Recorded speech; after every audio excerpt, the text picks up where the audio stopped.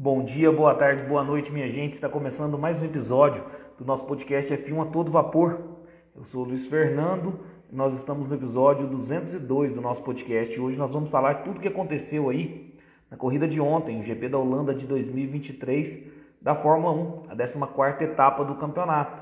Então vai lá, coloca uma água para ferver, passa aquele cafezinho e vamos falar de Fórmula 1. Hoje eu tenho o convidado Vinícius, vai começar trocando uma ideia comigo. Depois talvez o Egleidson do canal Somos F1 também pode estar chegando. E nós vamos estar falando aí tudo que aconteceu aí na corrida de ontem. De antemão, né? Para mim foi a melhor corrida da temporada até o momento. Quero ver a opinião do Vinícius. Deixa eu adicionar ele aqui. Só um minuto. A live. Ficamos um tempo aí sem fazer lives. Fala, Vinícius, tudo tranquilo, meu amigo? Fala, Luiz. Boa noite, bom dia, boa tarde para o pessoal que nos acompanha aí nos podcasts, né, no canal do YouTube. Mais uma vez é um prazer estar contigo e mais daqui a pouquinho com o Egleidson aí, fazendo essa resenha sobre tudo que rolou no GP da Holanda. Muito bom, eu tava com saudade já de fazer live. Nós ficamos praticamente um mês sem fazer live aí por conta das férias de verão da Fórmula 1 e nós já voltamos. Sim, na verdade é aquilo, né? Não prometia nada e acabou entregando tudo, né? O GP dos Países Baixos, na verdade, né? Sim, tem essa denominação com a Fórmula 1. Na verdade, a denominação mais oficial, mais certa do GP é dos Países Baixos. Mas a gente já caracteriza como Holanda aí, fica mais fácil para a turma até entender e acompanhar. Então, a gente não entregava, achei que não ia entregar muita coisa, porque é um GP é uma pista curta, travada e com poucas possibilidades de ultrapassagens. Mas aí queimei minha língua. Se demonstrou aí a melhor corrida da temporada, na minha opinião, inclusive batendo um recorde, que até eu vi no canal Somos F1, né? Batendo um recorde com o GP com mais ultrapassagens na história da Fórmula 1. Foram 186 ultrapassagens. Então, eu achei que seria um circuito travado, que não iria entregar muita coisa, que ia ser uma vitória tranquila do Max Verstappen, mas que seria uma corrida morna, e se deu completamente o oposto, né, Vinícius? Foi uma corrida que o que agitou mesmo o GP foram as mudanças climáticas, né? De praxe, o GP da Holanda não é um GP muito movimentado, né? Mas as circunstâncias climáticas fizeram com que se criasse um verdadeiro caos, né? Durante o GP, né? Não tenha dúvida. É isso esse caos que deixou, que deu esse gostinho aí, né, na corrida de ontem, que foi sensacional. Verstappen, igualando o recorde aí do Sebastian Vettel em 2013. Corrida movimentada, muitas variáveis, principalmente climáticas, como você disse. E aí, Vinícius, sua nota então para a corrida de ontem? Eu vou dar uma nota 9, né? Acho que uma nota 9 bem colocada assim para o GP de ontem, que realmente foi bem movimentado mesmo, né? Acompanho completamente o relator. Eu dou nota 9, porque foi uma corrida sensacional mesmo. E aqui, o Cid já está com a gente aqui. O Nicolas Garcia, grande Cid, falou: o Max pilotou muito. Realmente nós vamos ter um tópico aí do Max Verstappen. Além de ter pilotado muito, ele vem pilotando muito. Ele é o piloto mais preparado do atual grid, não tenha dúvida. Deixa eu aproveitar aqui para mandar um abraço para o Anderson. Dali, meu brother, grande abraço. Meu grande amigo Anderson.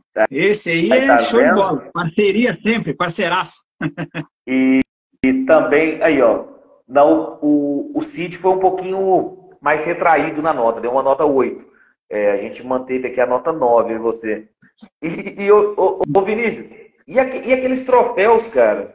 Parecendo de plástico, o que é aquilo? Você curtiu? Não, acho que no quesito troféus, os organizadores estão deixando a desejar, né? Nossa, mãe, fazia tempo que eu não vi um troféu tão esquisito. E Mas aparentemente, no caso da Hungria, tinha explicação de ser de porcelana os troféus, porque a porcelana húngara é uma das mais caras do mundo, né?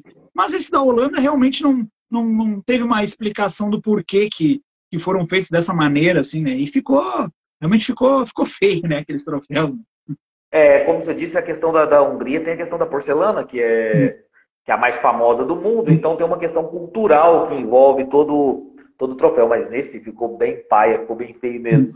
Embora também nós tivemos um protocolo interessante, que foi na cerimônia do pódio, o hino holandês foi cantado, né, de frente ali pro Max Verstappen, então foi muito interessante não ser apenas tocado o hino, e sim também cantado. O Cid fala aqui, ó, parabéns à FIA, que não terminou a prova em bandeira vermelha, embora ele entenda que poderia ter reiniciado antes. E o Cid também complementa que o troféu tem que ser pauta aqui, são horríveis. Realmente, são horríveis. E essa questão do Cid, eu vou entrar nesse mérito aqui, vou até mudar um pouco o protocolo aqui, que eu tenho que da pauta, que é o seguinte: o Cid mencionou muito bem essa questão, parabéns à FIA que não terminou a corrida em bandeira vermelha. A FIA poderia ter terminado a corrida e os pontos seriam contados por completo. Já tinha mais que 75% da prova completada, e ela resolveu aguardar e terminar a corrida com bandeira verde. A FIA fez isso se resguardando de tantas críticas que vem tendo ultimamente, Vinícius? Sim, mas mesmo assim não escapou de críticas, né? Porque deixou muito tempo as pessoas sem informação nenhuma, a gente não sabia se ia ser reiniciada a corrida, se ia ser decretado o resultado final, já que, como tu bem falaste, já tinha passado 75% da corrida, então os pontos seriam contados na totalidade. A FIA a direção de prova deixou todo mundo sem informação nenhuma, né? Então todo mundo estava meio que perdido ali, não sabia se ia continuar, se não ia, porque muitas vezes quando tem bandeira vermelha, é de praxe que a direção de prova avise, olha, a corrida reiniciará tal horário, né? Às 15h25, 15h35. E nesse caso, ficou muito tempo sem uma resposta, né? Então mostra, mais uma vez, não sei se despreparo, desorganização, o que é que acontece com essa direção de prova, né? Mas foi mais que meia hora, né? Que nós ficamos aguardando, com certeza. Foram 40 minutos que ficaram parados. Aí. Eu não olhei ao certo quanto tempo, mas eu sabia que foi mais que meia hora. E aí volta uma questão também que eu quero, já que o Cid mencionou isso aí, que eu quero entrar nesse mérito, que é o seguinte: nós já falamos muito nisso nas nossas lives. Nós tivemos aí, então, a corrida interrompida na volta 65, por conta da forte chuva, e também colocaram ali a questão do acidente do Diogo Anil, que bateu. E nesse meio tempo, volta 63, 64, volta 62 eu acho que começou a chover. Volta 63, 64, o Max Verstappen chegou aí para os boxes, colocou pneus de chuva intensa, ou seja, de tarja azul, mas não chegou nem a completar uma volta e foi decretada a bandeira vermelha. Aí eu te pergunto, Vinícius, há essa necessidade do pneu de faixa azul, de chuva extrema? Nunca se utiliza, sempre se decreta a bandeira vermelha. E isso é uma questão, Luiz, que eu acho que vai um pouco além do pneu, tá? Vai da fornecedora de pneus. Eu acho que é natural na vida, tudo que fica durante muito tempo, ou durante algum tempo, tende a dar uma acomodada. E eu acho que a Pirelli, ela entrou nessa zona de conforto. Tá? Eu sei que o Mário Isola, que é o diretor esportivo da Pirelli, ele deu aquela declaração ano passado de que as equipes não queriam testar os pneus de chuva, porque não queriam perder tempo, etc. Tudo bem, mas como é uma questão de segurança, e como hoje em dia a Fórmula 1 não corre mais na chuva, infelizmente ela não corre mais na chuva, tem que chegar uma hora em que a fornecedora de pneus diz assim: meus amigos, precisamos testar pneus de chuva. se nós não testarmos pneus de chuva, não teremos pneus para o próximo final de semana. Sabe? Dá essa cartada. Sabe, Luiz? Não é que não vai entregar os pneus para o final de semana. Mas vai entregar, mas dá essa cartada. De, tipo assim, ó, vamos testar ou corremos o risco de não termos pneus para o final de semana. Né? Porque assim, vou entregar os pneus slick. Ok, tudo certo. Médio, macio, duro, tá tudo certo. Mas os pneus de chuva eu não vou entregar, porque as equipes não estão testando. Então eu não tenho avanço na tecnologia. Sabe? Então, ao mesmo tempo que as equipes não querem testar, também tem a acomodação por parte da Pirelli de não bater de frente e dizer assim, ó, precisamos testar. Né? Precisamos tirar uma parte do TL1, do TL2, do TL3, sei lá, mas precisamos testar os pneus de chuva. Então, aí entra a parte que eu digo que ficou acomodada a Pirelli durante tanto tempo sozinha na Fórmula 1, que eu acho que, entendo, como era antigamente, tu vai te lembrar bem, né? Pirelli, Bridgestone, né? Michelin. Então, quando tem tudo que tem concorrência, Luiz, é melhor para os beneficiados, né? Então, eu acho que se tiver uma concorrência nessa questão de fornecedor de pneus, acho que tende a melhorar essa questão de correr na chuva. Porque aí a Bridgestone vai fazer um pneu melhor para a chuva, a Pirelli vai ter que correr atrás, aí a Michelin não vai ficar atrás das duas, vai fazer uma tecnologia inovadora para correr na chuva, e aí as equipes têm aquele livre-arbítrio, né, de optar entre uma fornecedora de pneus e outra. Interessante argumento, e até peço a vocês que estão participando aí no chat com a gente, deixa a opinião de vocês aí. Guerra de pneus, é interessante voltar para a Fórmula 1, como era antigamente, como foi a posição que o Vinícius adotou aí para evitar essa acomodação? E não só também a Pirelli, como você falou das equipes, as equipes também se acomodam muito porque os pilotos agora não querem aquela... Porque o pneu tarja azul da Pirelli, ele gera muita água para trás, assim dizendo, e spray, justamente. Gera muito spray, aí as pessoas não querem. Mas se você for verificar, não teve 40 segundos de transmissão com o Verstappen com pneu de chuva extrema. Logo decretado bandeira vermelha. Fórmula 1, por questões de segurança, não corre mais na chuva. O Verstappen chegou até a declarar esses dias atrás, falando, choveu, não correu. Vai se tornar a NASCAR. Mencionou desse jeito a declaração do Verstappen. Deixa eu ver aqui, acho que o Egleidson chegou. Aí, o Egleidson falou que chegou, já fez o convite, deixa eu adicionar ele aqui. Deixa eu só pegar o comentário do Cid aqui, ó. Falou que a verdade é que depois do acidente do Jules Bianchi, a FIA adotou essa postura de não correr na chuva. Pode ser. Hoje em dia tá muito prezando aí essa questão de segurança e realmente a Fórmula 1 não corre na chuva, nós não temos pneus de chuva extrema, faixa azul na pista. Isso é fato. Isso que o Cid falou tá correto, tá? A Fórmula 1, a FIA, ficou com medo depois do acidente do Jules. Só que o acidente do Jules, ele pouco teve a ver com a chuva, embora tenha escorregado por causa da chuva, mas ele teve muito mais a ver com falta de sinalização e falta de cuidado, né? Dos envolvidos para retirar o carro, que não foi do... Quem é que bateu? Eu não me recordo agora de cabeça, Luiz. Que o trator estava retirando um carro, se eu não me engano, acho que era uma Renault. E aí o quase ocorreu isso no GP do Japão do ano passado, onde o Gasly ficou pistola, o Gasly ficou puto da vida por conta disso. Deixa eu adicionar o Egleidson aqui. E ó, o Neto falando aqui, ó, um abraço pro Neto, live dos mitos. Muito obrigado, Neto. Tamo junto. Grande Neto. Deixa eu adicionar o Egleidson aqui, pra gente continuar a nossa resenha, Vinícius. Ele tarda, mas não falha. Olha aí, ó. Ele tarda, mas não falha. Salve, meu amigo. Tudo tranquilo? Depois de quase um mês sem trocar ideia aí numa live. Primeira coisa, vocês estão me ouvindo bem? Sim. Boa. Tá de boa. Pois é, né? Um mês sem falar de automobilismo deu até uma saudade, né? Com certeza. Antes de passar para o próximo assunto, Egleidson, deixa eu pegar, porque aqui, ó, eu com o Vinícius aqui, nós tivemos a mesma nota para o GP, a gente gostou demais da corrida, para mim foi a melhor corrida da temporada, nós demos uma nota 9. Deixa eu ouvir suas considerações da corrida aí, sua nota. Vou concordar, nota 9, melhor corrida da temporada até agora, disparado. Realmente foi sensacional, aí nós já entramos na questão da bandeira vermelha e também dos pneus de chuva aí, que por pouco tempo o Verstappen chegou a colocar. Mas... falando aí da guerra de pneus, mas por mais que eu acho legal, acho que algo não faz muito sentido mais para o automobilismo. nenhuma categoria mais tem de fórmula, tem fornecedores diferentes. Acho que não cabe mais essa questão. Por mais que eu ache interessante, acho que isso não deve acontecer mais não. Sabe o que eu penso, Gleison? Que, na verdade, o que acontece? A Fórmula 1, ela deveria ser, né, o Luiz até briga muito com relação a isso, né? O principal ponto de inovação tecnológica, né, para as demais categorias, né? Sendo a principal categoria, a lógica é que parta de cima para baixo, né? Para as outras categorias, a inovação.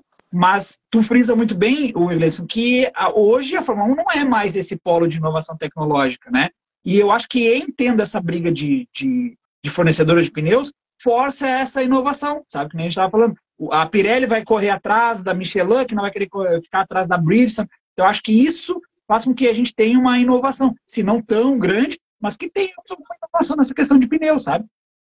Chegaram até a falar em super intermediários, vocês viram um negócio desse? Tinha os pneus lembra?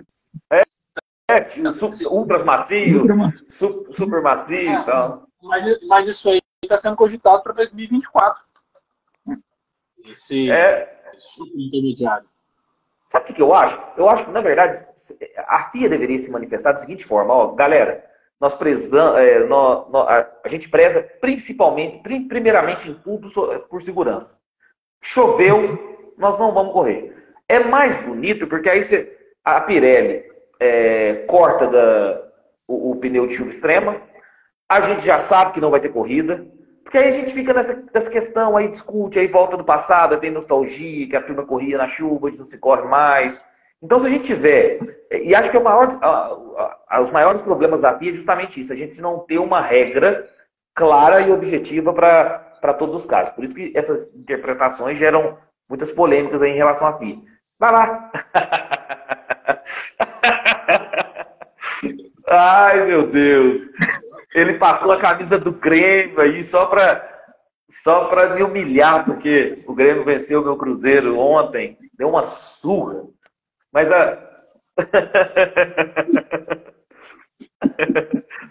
foi uma surra, eu disse que não ia vestir a camisa do Grêmio, mas haveria sinais. Eu sei. Muito bom. Deu uma surra, humilhou meu time, que não tem nem o que falar. Mas a FIA tem que ser clara, entendeu? Tem que ser clara em relação a isso. Fala que não vai correr na chuva, fica muito mais bonito, a gente já sabe que não vai ter corrida mesmo e pronto. E aí, essa questão que o Gleison falou de cogitar esses pneus super intermediários, não sei qual vai ser o nome correto, para ano que vem, é justamente para isso. Para tentar colocar esses pneus e abolir os azuis aí e nos enganar mais uma vez, porque vai ter bandeira vermelha novamente e não vai se correr na maior categoria do automobilismo. Isso é fato. Então, o que acontece, Luiz, é que, na verdade, entra em choque a questão do business, né, da Liberty, com a questão da segurança, da FIA, né? Porque se a Fórmula 1 anuncia de forma oficial, de que, olha, entendo chuva forte, por questões de segurança, por exemplo, pela vida dos pilotos e tal, não teremos corrida, a Liberty acaba perdendo dinheiro, porque se houver previsão de chuva, o pessoal já não vai comprar ingresso, entende? Ou que não vai comprar na mesma quantidade, né? Não teríamos a mesma lotação dos autódromos, né, mundo afora. Então, por uma questão de business, a FIA não vai fazer esse tipo de anúncio, né? Mas que a gente está vendo na prática que hoje a Fórmula 1 não corre na chuva, né? E tem uma outra coisa, a questão que você acabou de falar aí, ressaltar o público, né, presente. Foram 305 mil pessoas durante o final de semana e deram um show, né? Choveu e a turma não arredou o pé, fizeram uma maior festa pro Max Verstappen e realmente a torcida da Holanda ontem foi sensacional, e mesmo com chuva. Olha lá, ó, o Cid tem um ponto interessante. A Pirelli não vai abolir o pneu de chuva extremo porque gera marketing, né? A tarja azul, tarja verde, vermelho, amarelo, branco. Todo mundo fica falando que vai ser colocado pneu de chuva e tal. Realmente, essa questão das cores mesmo do pneu foi uma estratégia completamente de marketing da Pirelli, não tenha dúvida.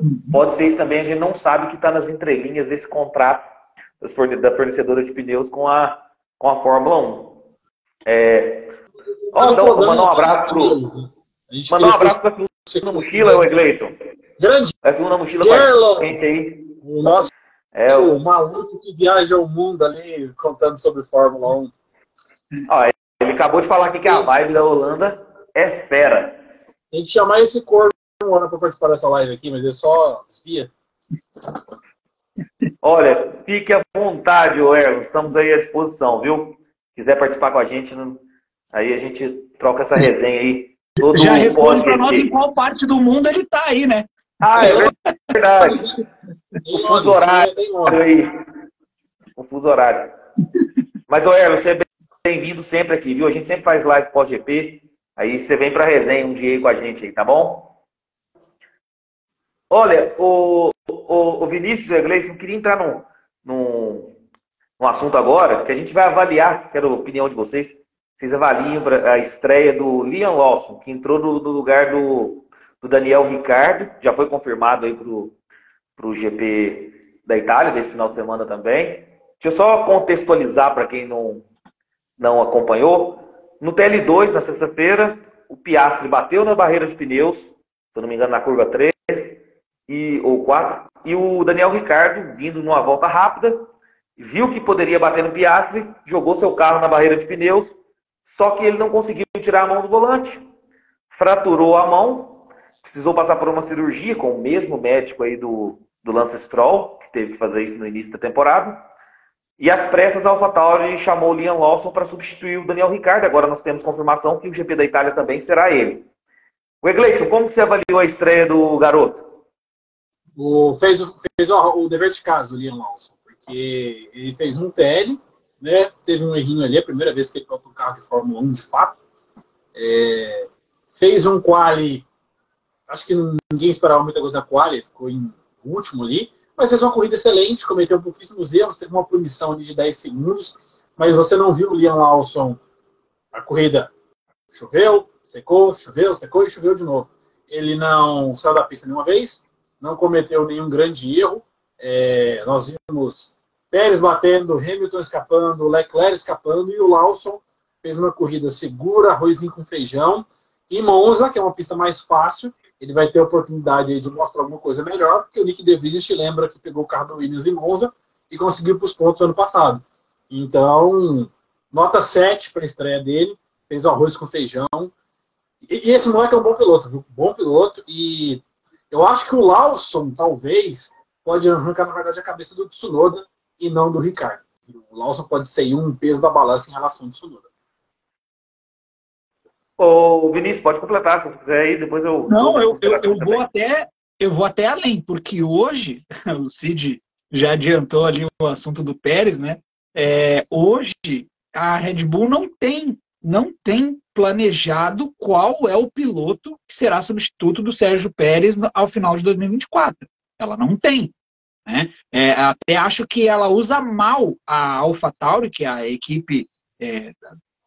a segunda equipe da Red Bull, ela usa mal a AlphaTauri, porque deveria ser essa escola de pilotos para chegar um piloto preparado na Red Bull. A gente sabe que não vai chegar na Red Bull um piloto que vem da Fórmula 2, por exemplo. Não vai. Vai chegar na Red Bull um piloto experiente já, né? Mesmo que seja para ser segundo piloto. O primeiro, a gente sabe que é o Max.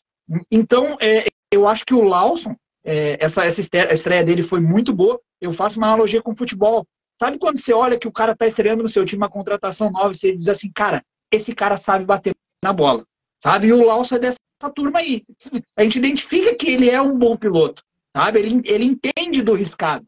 Então, eu acho que com experiência, ele pode vir no futuro, quem sabe, a ser até um potencial segundo piloto da RBR, né? Eu gostei muito também, deixa eu só... pegar o comentário aqui, ó. O Erwin do F1 na Mochila falou que está em Londres, está indo para Monza nesse final de semana. Então, pessoal, acompanha aí o F1 na Mochila, quem ainda não conhece, eu acho que poucos que não conhecem. Acompanha o trabalho do Erwin, que é fantástico. Ele simplesmente pega os bastidores que a gente não tem oportunidade de ver na televisão ou nos canais da Fórmula 1. Ele pega os bastidores ali, faz stories, vídeos no YouTube. É sensacional o trabalho do Erwin do F1 na Mochila. Está indo para Monza cobrir esse final de semana. Então acompanham lá que vocês vão ver a Fórmula 1 de um jeito diferente. Os bastidores que a gente não costuma ver na televisão. Muito bom o trabalho dele. Aproveita aí, parceiro. Como o Erlon fala, o que a Band não mostra, ele mostra. Só um detalhe, o Lawson, em 2021, ele disputou a Fórmula 2. Ele foi terceiro colocado na temporada de 2022, ano passado. O Drogovic foi campeão, o Pourchaire foi o segundo e o Lawson foi o terceiro. Se eu não me engano, na temporada de estreia dele. E ele está na Super Fórmula, que é uma categoria japonesa fortíssima. E ele está disputando o título. Cometeu um erro na última prova, mas ainda tem chance de ser campeão já na primeira temporada da Fórmula 2. Então é um moleque que tem talento, viu? Então, as minhas considerações dele é o seguinte. Eu também vou ficar com uma nota 7. Achei a estreia muito boa dele por um motivo. A forma que ele se adaptou rapidamente ao carro. Porque eu estou avaliando aqui na classificação, por exemplo, na classificação, no Qualify de sábado, ele foi o último. Então, no Q1, ele ficou no Q1. No Q1, o Albon fez o melhor tempo com 1:20.939. Estava chovendo. Ele ficou em último com 2 segundos, ponto 4 do Albon, sendo que o 19º, que foi o Valtteri Bottas, ficou 1.3. Ali eu falei, meu Deus, esse cara não vai conseguir ter um bom ritmo de corrida. Porque só do Valtteri Bottas, que foi o 19º, ele ficou 1 segundo, ponto 1.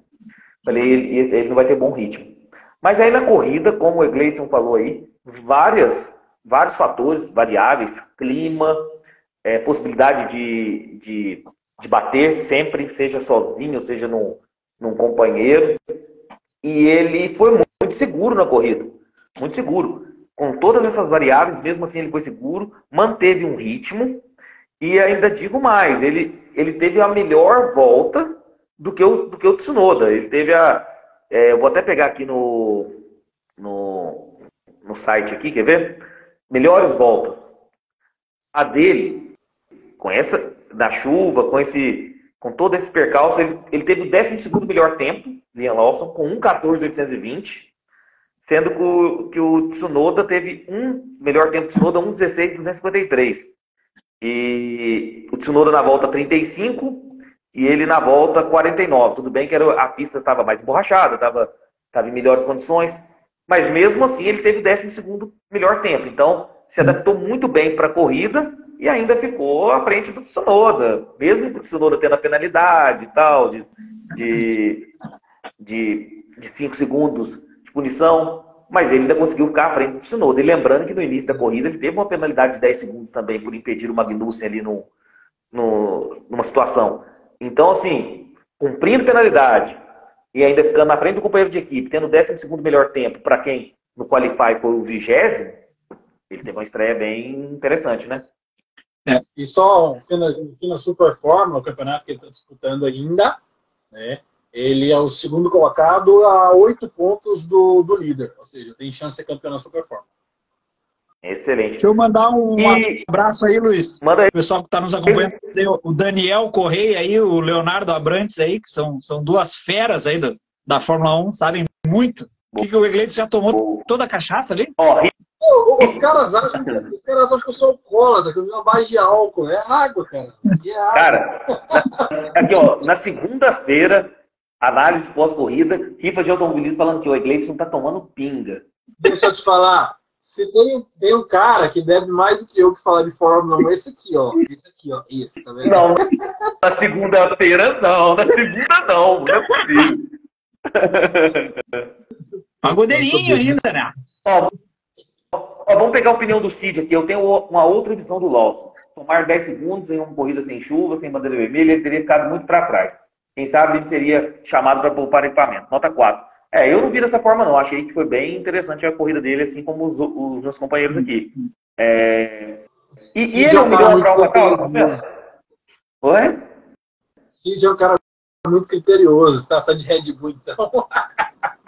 Não, ele tá... realmente, a estreia do cara... Eu até trouxe até uns dados técnicos aqui, mostrando que ele teve um bom desempenho de sábado para domingo. Ele tá criterioso mesmo. Ele tá querendo que a turma estreie igual o Schumacher na Bélgica, igual o Senna. Não, e ele ficou... E para ver como foi muito boa a estreia dele, que ele ficou à frente de Yuki Tsunoda, o companheiro de equipe dele, Valtteri Bottas, Kevin Magnussen. Ele ficou à frente desses caras, entendeu? São caras que estão há quantos anos já no grid, né? Vou encher o saco do Luiz. A estreia do Lawson na Fórmula 1 foi melhor que do Senna e do Schumacher, que o Lawson terminou a corrida, o Senna e o Schumacher. Ah, verdade, verdade. Sobre esse aspecto, sim. O Daniel, já mandou um abraço aí pro Daniel. Tô vendo o comentário de vocês aqui. Só da pinga do Egleito aqui mesmo. Pô, mais iludido do que a gente com o Felipe Nasser, lembra na estreia? Ele foi quinto colocado com a Sauber. Sim, sim. E essa questão do Tsunoda, já que eu estou emendando o assunto aqui, existe a possibilidade do Tsunoda, parece, né, de rumores aí, que o Tsunoda tem até a posição na AlphaTauri ameaçada e que Drogovic seria uma opção. E outros rumores falam que Drogovic já está acertado para a Fórmula E no ano que vem. O Egleison, você que é mais antenado aí, posta as notícias, o que você acha que pode acontecer aí? Tsunoda pode perder essa vaga mesmo? Drogovic é Fórmula E? Pode assumir a Fórmula 1? No grupo Red Bull, chance do Drogovic nenhuma. Zero.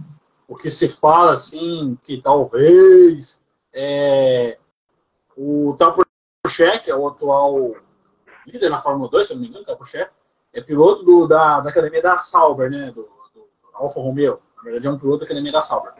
E ele, se porventura o Theo Pourchaire não conseguir concretizar o título da Fórmula 2, e ele foi o vice do Drogovic ano passado, pode ser que o Zou não correspondendo às expectativas, essa vaga fique entre Zou, o Drogovic levando aí dinheiro, tá? Só para os brasileiros que adoram falar de vaga, o Drogovic conseguir a vaga na base do dinheiro, e o Theo Pourchaire. Mas se o Theo Pourchaire for campeão da Fórmula 2, que tem boas chances, e o Zou continuar nesse... não engrenou ainda, provavelmente o Theo Pourchaire. Se eu fosse alguém da Sauber, eu mandaria o Bottas embora, que está fazendo hora extra na Fórmula 1, está se arrastando desde o ano passado. O Zou, se não demonstrar nada de eficiente até o final do ano, eu montaria uma dupla de jovens, Theo Pourchaire e Felipe Drogovic. Acho que seria algo mais interessante. Mas a chance é mais Fórmula E, viu? Pelo que a gente está vendo aí, é mais ele correr na Fórmula E mesmo. Até porque... É melhor o Bottas fazer filme pornográfico, né? Só tá ficando pelado mesmo, em todas as paisagens, tá passando a hora na Fórmula 1. A chance do Drogovic correr na Fórmula E, ela é real, até porque exige menos investimento do que na Fórmula 1, naturalmente, né? E essa coisa de que Drogovic vai assumir pode, né, vir a assumir a vaga do Guanyu Zhou, isso sempre vai ocorrer quando tiver algum cockpit vagando, né? Porque como era na época do Pietro, né, na Haas. Sempre que tinha Williams está com uma vaga, Pietro pode assumir a vaga, porque o brasileiro ele quer muito, né? Nós queremos todos que tem um brasileiro na Fórmula 1 de novo, mas eu, em particular, prefiro que tenha um brasileiro que tenha alguma chance, né? E não que ande lá sempre em 19º, 20º. Isso que o Egleison falou, eu compartilho da mesma ideia que o que acontece? Bota o Drogovic numa Sauber da vida, cara, tu vai ter todo o dinheiro que ele já tem, né, da XP Investimentos, e ele tem mais alguns outros patrocinadores, e o piloto, logicamente, ele tendo exposição, os investidores também vão entrar, né? A gente sabe disso. E o Brasil não tem nenhum piloto na Fórmula 1. Então, o Drogovic entrando no grid da Fórmula 1, ele vai ter, com certeza, muito mais investimento, sabe? A partir da primeira, segunda corrida, ele vai ter mais investimento. Então, eu me admiro o pessoal que trabalha com isso, com business, com contratos, com investimento, com patrocinadores, não entenderem que ter um piloto de um país como o Guanyu Zhou, por exemplo, que vem da China, traz todo o dinheiro de um país também, traz os investidores fortes, né? E com o Drogovic o pessoal não tem essa mentalidade, não entendo por quê, né? Eu tenho uma explicação para isso, do Drogovic em relação ao patrocínio, que é o seguinte, até foi uma live que eu assisti da Motorsport há muito tempo atrás. O que acontece, ô Vinícius? Você hoje patrocinar um piloto brasileiro, no caso do Drogovic, é mais caro, bem mais caro, do que você patrocinar a Fórmula 1 na Bandeirantes, que é a emissora oficial do Brasil. Então, o que acontece? Ao invés de eu aplicar o meu dinheiro num piloto que vai estar, se tiver numa equipe ruim, vai estar andando nas últimas posições e pouco aparecerá na transmissão para mostrar a minha marca, é mais fácil investir menos meu dinheiro na Bandeirantes para passar a minha marca toda hora, durante todas as corridas, independente se meu piloto está bem ou se está mal. Melhor botar o dinheiro na Band para hora que alguém estiver fazendo ultrapassagem e aparecer, né? Ali. Itaipava, cerveja e tal, entendeu? Porque, na verdade, o que acontece? O pessoal pouco investe no início, né? Investe já depois que o páreo tá corrido, né? Depois o cara já tá lá, aí vai ter investimento, isso que eu tô dizendo, né? Tipo, depois que ele estiver lá, vai ter investimento, sabe? Sim, Vinícius, mas o problema tá lá. Aí não dá para competir com grana chinesa, com grana japonesa. E aí, o que acontece? Vamos supor, eu dei o exemplo de Itaipava aí. A Itaipava e o Drogovic vai assumir aí uma Alfa Romeo. A Itaipava tem a oportunidade de investir na Alfa Romeo com o Drogovic, e ele pouco vai passar na transmissão, porque a gente sabe que não é um carro competitivo. Ou, igual o Egleidson falou, durante ultrapassagem, durante 3, 4 vezes na corrida, a tela da corrida fica pequena e aparece o Itaipava lá em todas as 24 corridas do ano. Para a marca, é muito melhor ela investir na Bandeirantes do que investir num piloto que vai passar o quê? Não vai passar 2 minutos na transmissão oficial. Porque ele está correndo lá atrás, está 19º, 18º. Isso não é demérito do Drogovic, é porque o carro também não ajuda. Então, assim, por isso que a gente não tem piloto brasileiro também. Investimento, você vai investir na Fórmula 1 como um todo, ao invés de investir no piloto, entendeu? Mas tem possibilidade, né, Luiz? Tem possibilidade, né? A gente tem aí o Felipe Nasser, por exemplo, ele vem com patrocínio do Banco do Brasil, né? Então tem possibilidade aí. Banco do Brasil, Caixa. O que eu quero dizer é o seguinte, tem condições de investir. Tem investidores para isso. Só que os caras primeiro querem o resultado para depois investir. Eles não querem ter o risco, sabe? Quando você tem assim, eu boto meu dinheiro na poupança, que não tem risco nenhum, ou eu invisto na bolsa, que eu posso ganhar 500 vezes mais, mas eu tenho o risco de perder tudo. Então o pessoal, não vou botar aqui, vou botar onde está seguro, né? E é por isso que acontece isso que vocês dois estão falando, que o cara prefere investir na Band, que é certinho, faça chuva, faça sol, a propaganda que está aparecendo, do que daqui a pouco correr o risco de, na primeira volta, o cara quebrar o motor e ficar a corrida toda sem aparecer a marca dele. E só falando uma coisa, é o seguinte, vamos ser objetivos. O Drogovic é um piloto bom, eu não sou um daqueles caras que fica criticando o cara, mas o Drogovic foi campeão da Fórmula 2 no 3º ano, eu sei, em todas as circunstâncias. O Theo Pourchaire, que é um piloto da academia da Sauber, né, lembrando que ano que vem a Alfa Romeo muda, né? A Alfa Romeo Porsche vai para a Haas e a Sauber assume a operação até a transição para a Audi em 2026. Então, assim, ano que vem a Sauber ainda não vai ter todo o apoio da Audi, vai estar no momento que vai voltar a ser Sauber. Pode ser que precise de um trocadinho, de uma grana. E, assim, você abandonar o dinheiro chinês no momento que talvez você esteja precisando de dinheiro, não sei se é vantajoso. E você ter o seu piloto da casa, que é o Theo Pourchaire, que está no 2º ano de Fórmula 2, sendo campeão da Fórmula 2 no 2º ano, e você colocar um piloto brasileiro no lugar do piloto da casa, então, assim, eu acho que a chance do Drogovic na Sauber é se um monte de coisa der certo. Eu acho que ele teria que torcer para eles, de fato, virarem por Bottas e falar assim, ok, obrigado, as coisas irem muito mal para o Zou, para ter uma chance dele pegar essa vaga aí, talvez junto com o Theo Pourchaire, que são os últimos 2 campeões seriam os últimos dois campeões da Fórmula 2. Mas em circunstâncias normais, eu acho que não. Acho que... Eu acho que a gente pode até fechar um consenso que é o seguinte, se o Drogovic não conseguir vaga o ano que vem, seja na equipe que for na Fórmula 1, eu acho que ele não entra mais. Porque quanto mais passa o tempo, mais o pessoal vai esquecendo. Eu acho que se ele não conseguir essa vaga na Fórmula 1, ele vai ficar na Fórmula E, e aí da Fórmula E o cara não sobe. Da Fórmula E o cara não sobe. Da F2 ele sobe, agora da Fórmula E...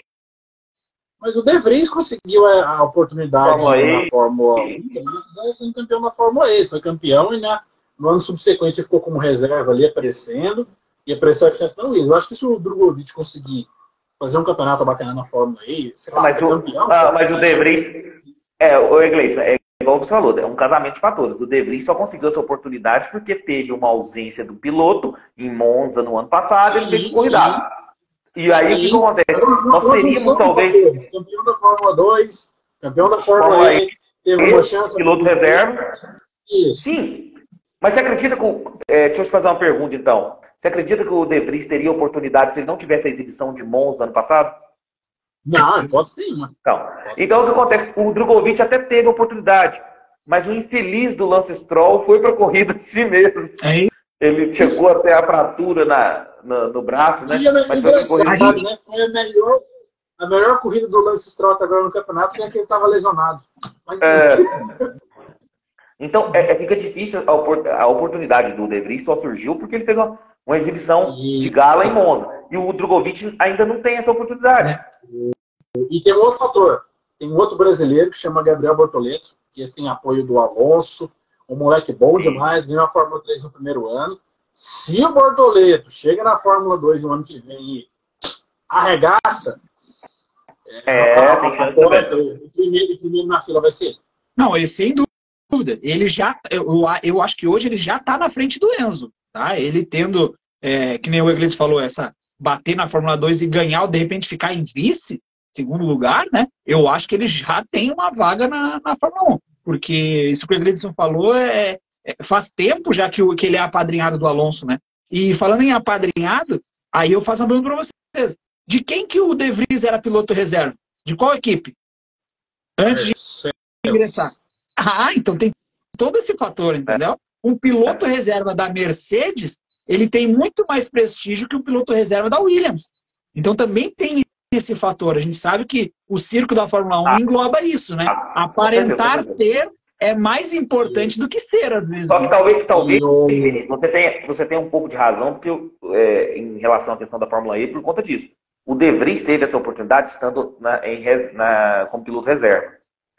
O Drogovic indo para a Fórmula E e não sendo piloto reserva, se o contrato dele romper essa questão de reserva, ou seja, ele só ser exclusivo da Fórmula E e não ser piloto reserva de uma das categorias, não sei como vai ser o contrato, Iglesias, por isso. Dá para fazer as duas, Não sei como vai ser o contrato. Se ele não for piloto reserva, aí a chance fica mínima, porque ele tem que estar em contato com o simulador, ele tem que estar em contato com a Fórmula 1 com o final de semana, quando não conflitar os finais de semana da Fórmula E e Fórmula 1, ele tem que estar lá no paddock, porque pode surgir oportunidade, porque senão fica difícil mesmo. O Rifas do automobilismo comentou aqui que acha que ele não vai conseguir vaga para ano que vem, e que talvez ele deveria ir para a Fórmula japonesa e tentar uma carreira por lá.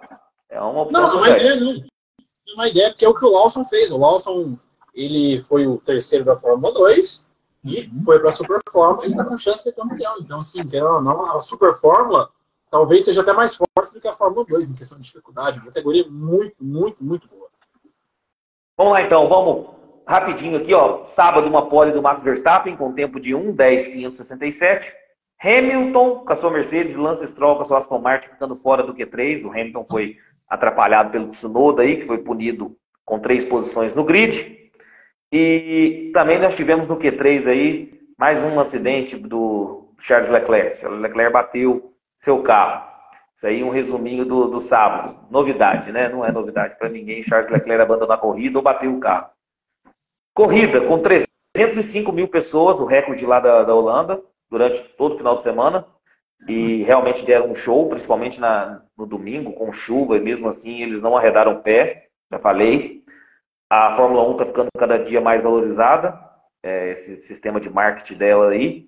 E o Egleiton postou hoje a corrida com mais ultrapassagens na história da Fórmula 1, 186 ultrapassagens. E de fato, não foram apenas ultrapassagens, realmente foi uma corrida muito boa, né, Egleiton? E ninguém esperava, né? Superou a China de 2016, que tinha 170 ultrapassagens. E eu falei para o Vinícius no início da live que ninguém esperava, porque o que acontece? O GP da Holanda, ele é travado, ele tem poucas possibilidades de ultrapassagem, porque é uma pista curta tanto... Curta, estreita. Estreita, e realmente não possibilita muita ultrapassagem, e me surpreendeu positivamente. Na corrida, nós tivemos uma excelente largada do Verstappen e do Alonso, que ganhou 2 posições logo no início da volta. Na primeira volta já tivemos chuva, fez com que alguns pilotos, como o Pérez, parassem ainda na primeira volta, tivesse vantagem. Quem parou na primeira volta teve vantagem, e os demais foram prejudicados, assim como o Max Verstappen, o Lando Norris, que eu acho que estragou a corrida dele por conta disso. E E aí os pilotos foram colocando os intermediários, né, na medida que as voltas iam ocorrendo, e alguns foram extremamente prejudicados. Verstappen perdeu a liderança, caindo para a 5ª posição. Na volta 6, o Verstappen já estava em terceiro, vinha tirando 2 a 3 segundos para o Pérez toda a volta. Chegou a ter uma diferença de 13 segundos para o Pérez, que virou líder. E ele tirava de 2 a 3 segundos por volta. 2 a 3 segundos por volta. Impressionante. Na volta 11 e 12, assim, a pista secou. Tivemos as paradas para os pneus slicks novamente. Verstappen assumiu liderança na volta 13. Tivemos o safety car aí com o Logan Sargent na volta 17, com a batida dele. No final da corrida tivemos chuva. E aí Zhou Guanyu também bateu na barreira de pneus. Tivemos bandeira vermelha decretada. E depois de 40 minutos de bandeira vermelha, retomada as últimas voltas da corrida, com uma vitória, mais uma vitória do Verstappen. O Egleison, o Verstappen igualou o recorde de Sebastian Vettel, 9 vitórias consecutivas. O céu é o limite? Difícil dizer o que o Verstappen vai fazer nessa temporada, porque assim, a gente sabe que tem melhor carro. Isso aí é chover no molhado. Mas o que o Verstappen faz em determinados pontos da corrida, você falou aí, ele caiu para 5º, em 3, 4 voltas, acho que ele passou o Zhou, passou o Gasly de uma forma, sim, parecia que estava fazendo mágica. E em 4 voltas, tirou 9 segundos do Sérgio Pérez. Vinícius, se controla, tá? Deixa o Pérez ficar um pouco.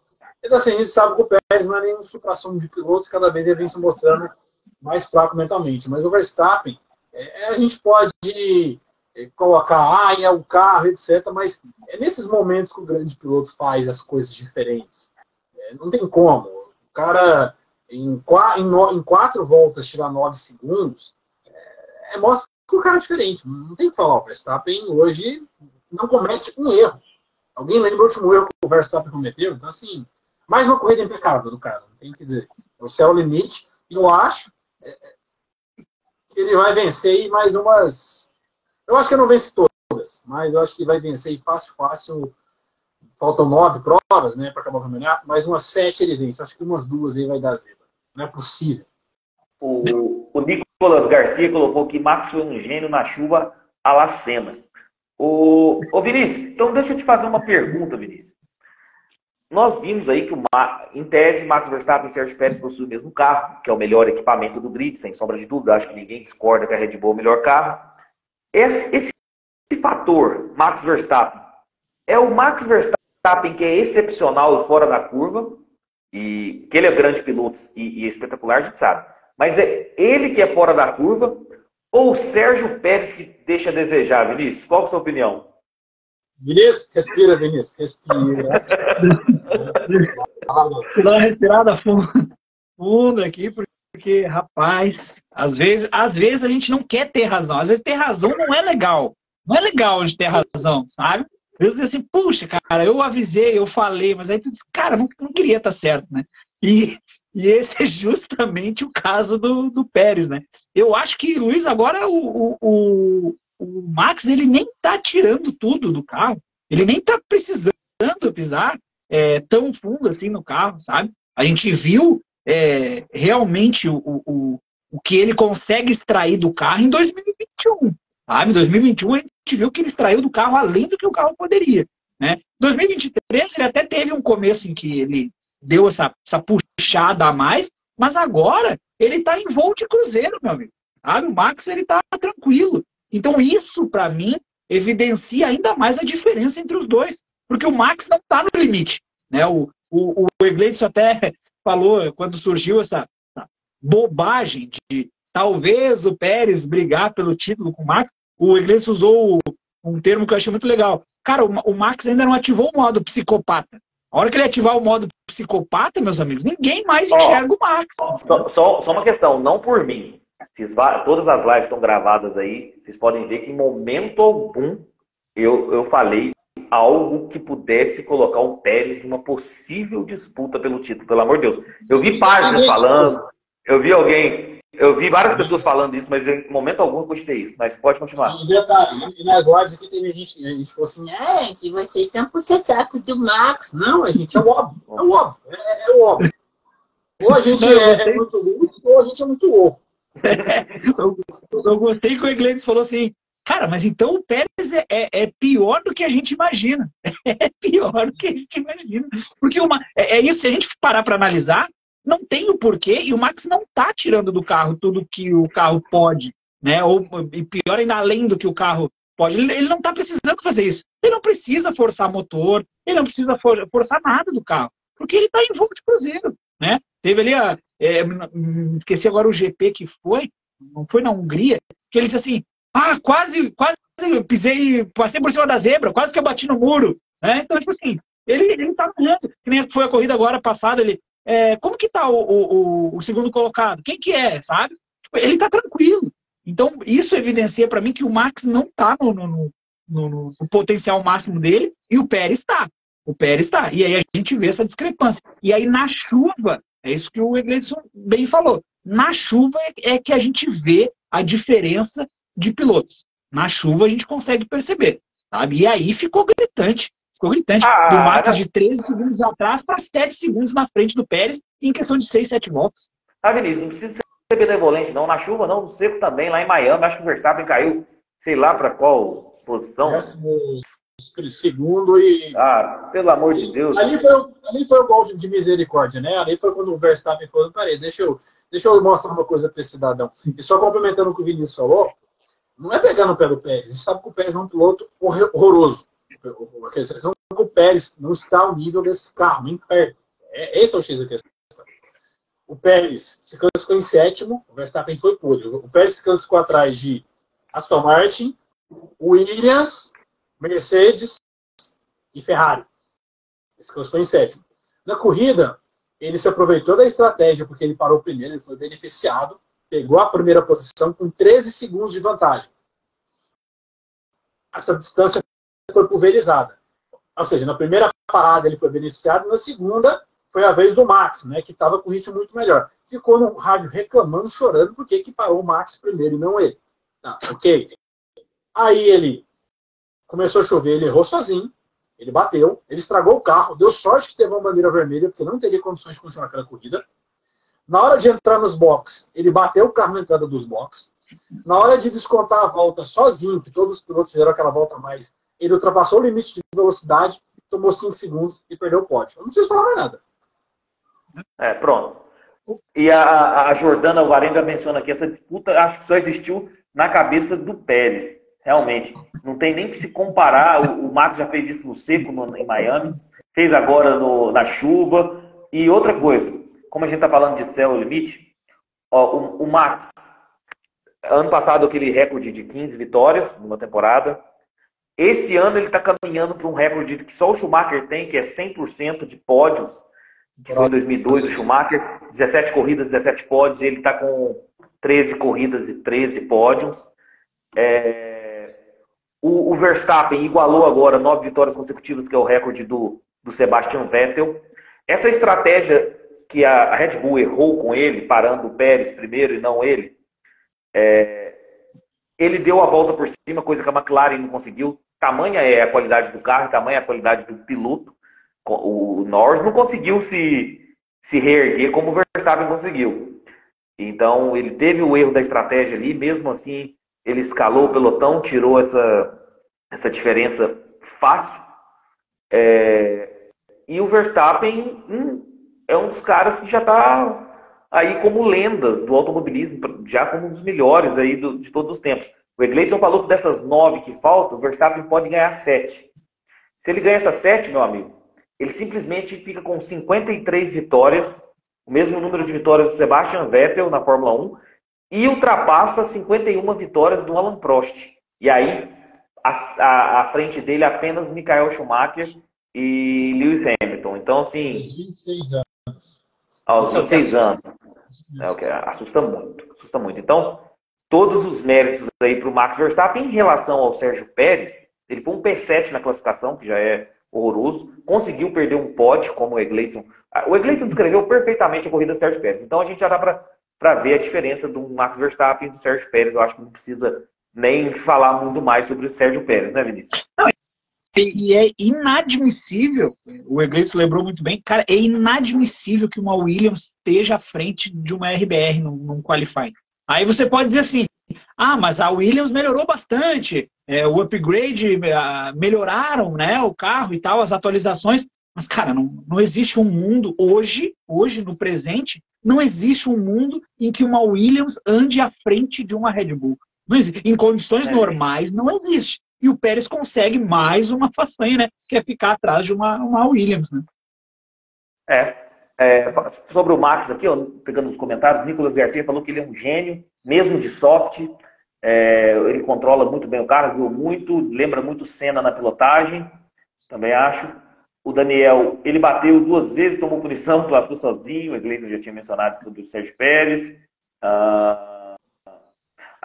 Perguntando aí de alguma equipe forte para 2024, o Massa deu uma declaração agora recente falando que até 2026 a tendência é manter aí a Red Bull e títulos do Max Verstappen. Eu concordo aí com a declaração do Felipe Massa. Eu acho que não vai ter... o projeto vai... A Red Bull já está pensando nesse carro em 2024, ela nem vai implementar atualizações. As atualizações que ela implementaria em 2023, ela não vai implementar. Ela vai deixar, não precisa, vai deixar para guardar para o projeto 2024. Aloysio, só um dado estatístico aqui, ó. Pódios consecutivos. O Schumacher tem 19 pódios consecutivos entre a temporada de 2001 e 2002. O Hamilton tem 16 pódios consecutivos entre a temporada de 2014 e 2015. O Alonso tem 15 entre as temporadas de 2005 e 2006. E o Verstappen já tem 14, né? Contando a última temporada do ano passado. Até essa, depois tem Vettel, Hamilton e Jim Clark aí. Então, eu acho que ele bate essa de pódios aí consecutivos, eu acho que ele encosta do Schumacher. Excelente. E ele deu uma declaração, o Max Verstappen deu uma declaração dizendo que ele não liga muito para números, tá? Ele não está ligando nessa questão de recorde, de bater recorde, de piloto A ou B, e eu acredito nisso, tá? Eu acredito nisso porque isso mostra, mais uma vez evidencia a frieza que o Max tem. Ele é um piloto, Luiz, o Iglesias, o pessoal que nos acompanha, ele é um piloto que ele senta no carro com um objetivo, que é vencer. Então, ou ele faz a melhor volta, ele guarda o carro, ele vai para a corrida, ele quer ser o primeiro, ele não quer disputar o segundo lugar, ele quer sempre ser o primeiro. Então, ele é um cara numa missão. Ele é um piloto que tem uma missão que é vencer. Então, ele não está preocupado se eu liderar mais 5 voltas, eu vou passar o recorde de fulano. Não, ele está preocupado em vencer, meus amigos. Se ele vai passar o recorde de fulano, se não vai passar, para ele não importa, sabe? Para mim, eu acho que o que ele fala é verdade, que ele não liga para os números, né? Porque ele é um cara numa missão, e ponto, focado, né? Show de bola. O Roberto... Pode falar, é adversário, pode falar. Que assim, o cara ganhou em casa, na frente da sua torcida, e basicamente ele se comportou como qualquer outra vitória. Eu sei que cada piloto, cada pessoa é uma pessoa, cada um tem seu jeito de extravasar, eu acho legal quem extravasa, mas a gente tem que entender que tem uns caras que são assim, como o Vinícius falou, parece que o que ele está fazendo ali é natural, parece que ele está, sei lá, fritando o ovo dentro da sala de casa, então demonstra pouquíssimas reações, pouquíssimas emoções, e diferente de outros, eu sei que são personalidades, mas parece que ele está fazendo nada, parece que ele está cumprindo tabela. Na verdade é essa. Ele é frio, mas isso não tira a genialidade dele. Para mim, já se enquadra entre os melhores pilotos aí de todos os tempos, não tenha dúvida. E agora o Roberto menciona uma coisa interessante aqui, que justamente é a minha pauta aqui, Roberto. Você acertou. Bora falar do Alonso? P2. O Alonso teve aí uma classificação em P5. A corrida ele pegou um P2 aí. Excepcional a corrida do Alonso, foi considerado o piloto do dia, embora meu voto tenha sido no Pierre Gasly, mas depois a gente discute sobre isso. Uma largada fantástica, uma corrida segura. Na largada já ultrapassou 2 carros, assim, pegando. Se você pegar o onboard do Alonso ali, cara, ele vai no limite da pista ali para conseguir uma ultrapassagem ali na primeira volta, que é coisa de maluco, cara, que é coisa de quem é assim, excepcional. Ele elogiou muito a equipe, porque ele falou que pôde arriscar mais no seu carro, por conta das atualizações que eles vieram aí para... Atualizações não, o carro veio mais acertado, segundo ele, que agora tem competitividade.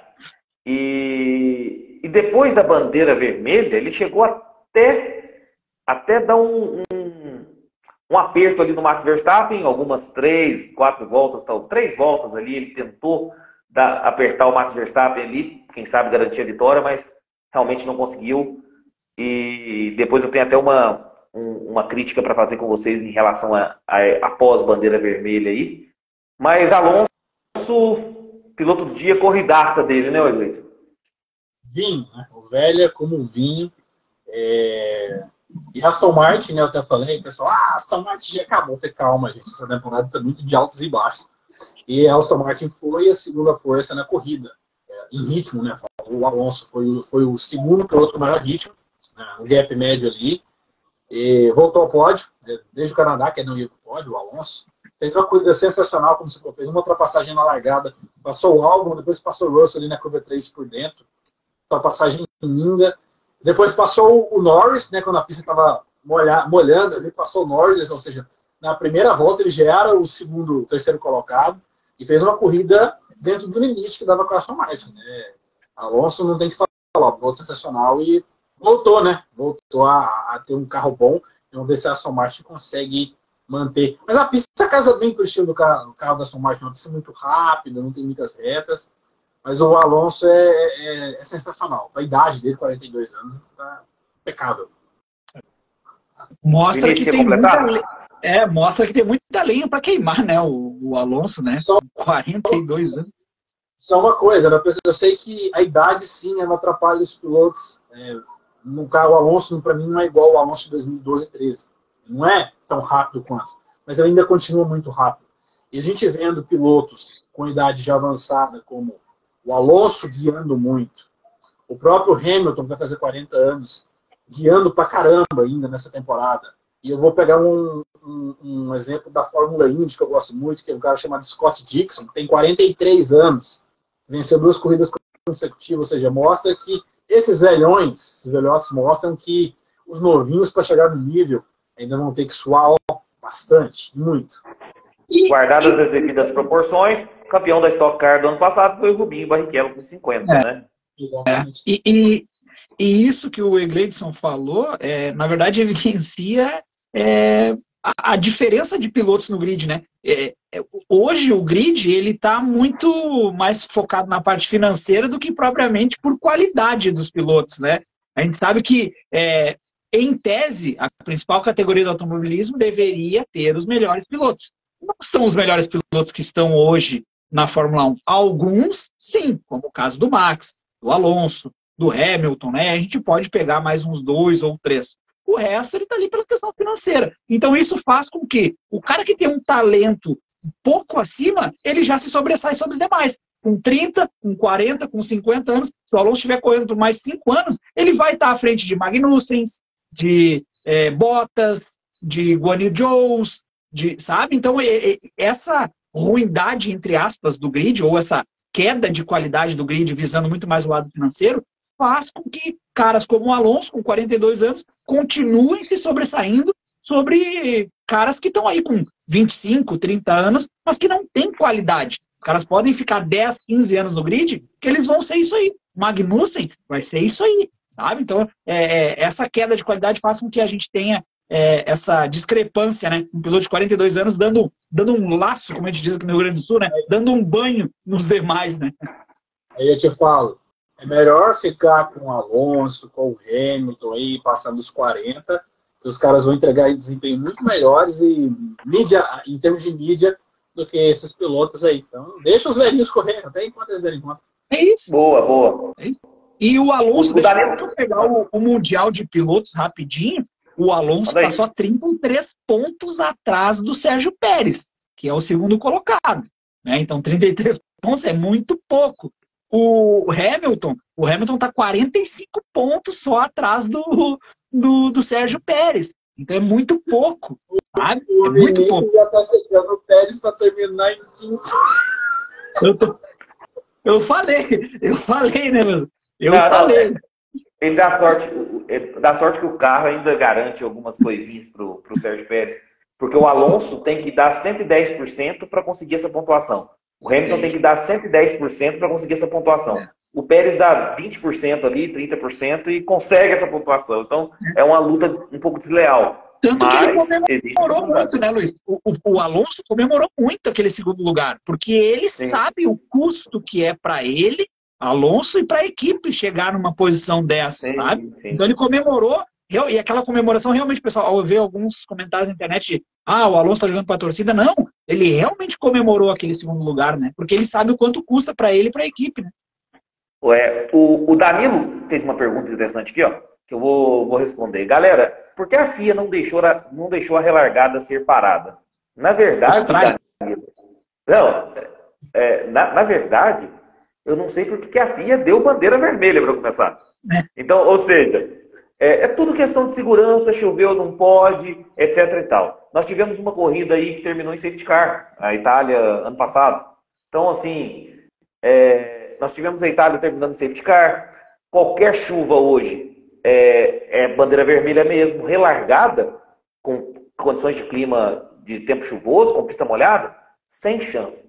Hoje a Fórmula 1 é assim, prezando a segurança em primeiro lugar e não deixando os pilotos correrem na chuva. Então, assim, é uma crítica que a gente faz, mas não deixou de ser relargada, parada, porque sequer, talvez, deveria ter a necessidade de bandeira vermelha. Nós falamos muito isso no início da live. A Fórmula 1 deveria mudar o nome para a categoria Cascão, odeia água. Muito bom. Fórmula Cascão. A questão do Alonso aí que eu falei para vocês, Fórmula Cascão. A questão do Alonso que eu falei para vocês aí que é uma crítica que eu queria ouvir a opinião de vocês, que eu tenho para mim, que é o seguinte. Eles estavam falando aí de abolir DRS para tentar equilibrar a categoria aí por conta da Red Bull, isso é uma verdadeira asneira por parte de quem está nesse rumor aí. Mas uma coisa é certa que eu percebi muito nessa corrida, já vem percebendo em outras corridas. Eu vi o Alonso dando um gás danado, tentando pegar o Max Verstappen depois da bandeira vermelha e não conseguindo. E vi isso também, não só nessa corrida, como em outras corridas. E eu tenho uma crítica que eu quero ouvir a opinião de vocês. Hoje, se a gente abolir o DRS, nós não temos ultrapassagem na Fórmula 1. Com esse tamanho de carro, o efeito solo está se mostrando assim, que não é aquele efeito solo dos anos 80. Tira o DRS, eu vi isso na relargada, gente. Não tem ultrapassagem, ninguém consegue ultrapassar sem DRS. É isso mesmo, Vinícius? Eu acho que sim. Não tenho certeza que se tirar o DRS a gente não tem mais ultrapassagens, né? O efeito solo está agindo bastante nesse caso. E eu acho que assim, uma alternativa, por exemplo, na Stock Car, tá? Na Stock Car, o piloto que está liderando o campeonato, ele leva um peso extra no carro, né? Que é o chamado peso dos campeões. Então, pode ser uma alternativa. De repente, o cara que está em primeiro lugar tem um peso a mais no carro, que ele saia com mais combustível, com X litros a mais. Uma alternativa para diminuir essa diferença do primeiro colocado para os demais. Mas essa questão de tirar o DRS não é por aí a solução, né? Eu acho que a Fórmula 1 deveria limitar o uso do DRS em questão de quantidade, ou colocar uma espécie como a Indy usa, a Stock Car usa, que é o fan push ou o push to pass. No caso, o cara tem ali uma quantidade de segundos durante a prova, que ele tem uma potência extra e ele vai dosar isso. Então, se chegar ao final da corrida o cara não tiver ali essa potência extra, ele não vai ser usado. Então, assim, mesmo às vezes o cara estiver na frente para defender uma posição, hoje o cara, quando ele está sem DRS, ele está sendo ultrapassado, a ultrapassagem é iminente. Nós vimos o Lawson passou o Leclerc, e o Leclerc com o carro todo estrupiado, mesmo assim com o DRS, conseguiu passar o Lawson. Ou seja, a questão do DRS. Se o Lawson tivesse... Se eu não me engano, o Lawson também utilizou o DRS. Os dois utilizaram. Não, ele passou na zona anterior. E aí, na cronometragem, o Leclerc estava atrás. Quem que abriu o DRS foi o Leclerc. Ele não abriu? Ele abriu também no passado. Não. Na zona antes. Na zona anterior, ele passou no DRS. Eu falo o seguinte, só que a primeira zona é curtinha. Então, assim, depois ele não teve como defender do Leclerc a outra zona de DRS. Então, assim, justamente isso que eu quero alimentar para você. Se não tivesse DRS, não tinha nenhuma das duas. Exatamente. Então, assim, se tivesse uma forma, por exemplo, o cara tem direito a usar o DRS em 10 vezes por corrida. Corrida, 20% da corrida. Então, a corrida que tem interlagos tem 70 voltas, o cara pode usar lá, sei lá, 20 vezes, algo assim. Então, ele tem 20 oportunidades de usar o DRS. Se é na zona de DRS, se é para ultrapassar, se é para defender, deixa o cara usar. Acabou? Acabou. Quem criou um parâmetro de... Não sei. É um parâmetro interessante, porque uma coisa é certa.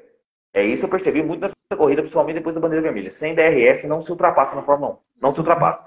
Você acabou de dar um exemplo excelente aí, Gleison, do Lawson com o Leclerc. Que os dois utilizaram. Né? Na verdade, gente, olha para aquela decisão de 2021 do Hamilton com o Verstappen.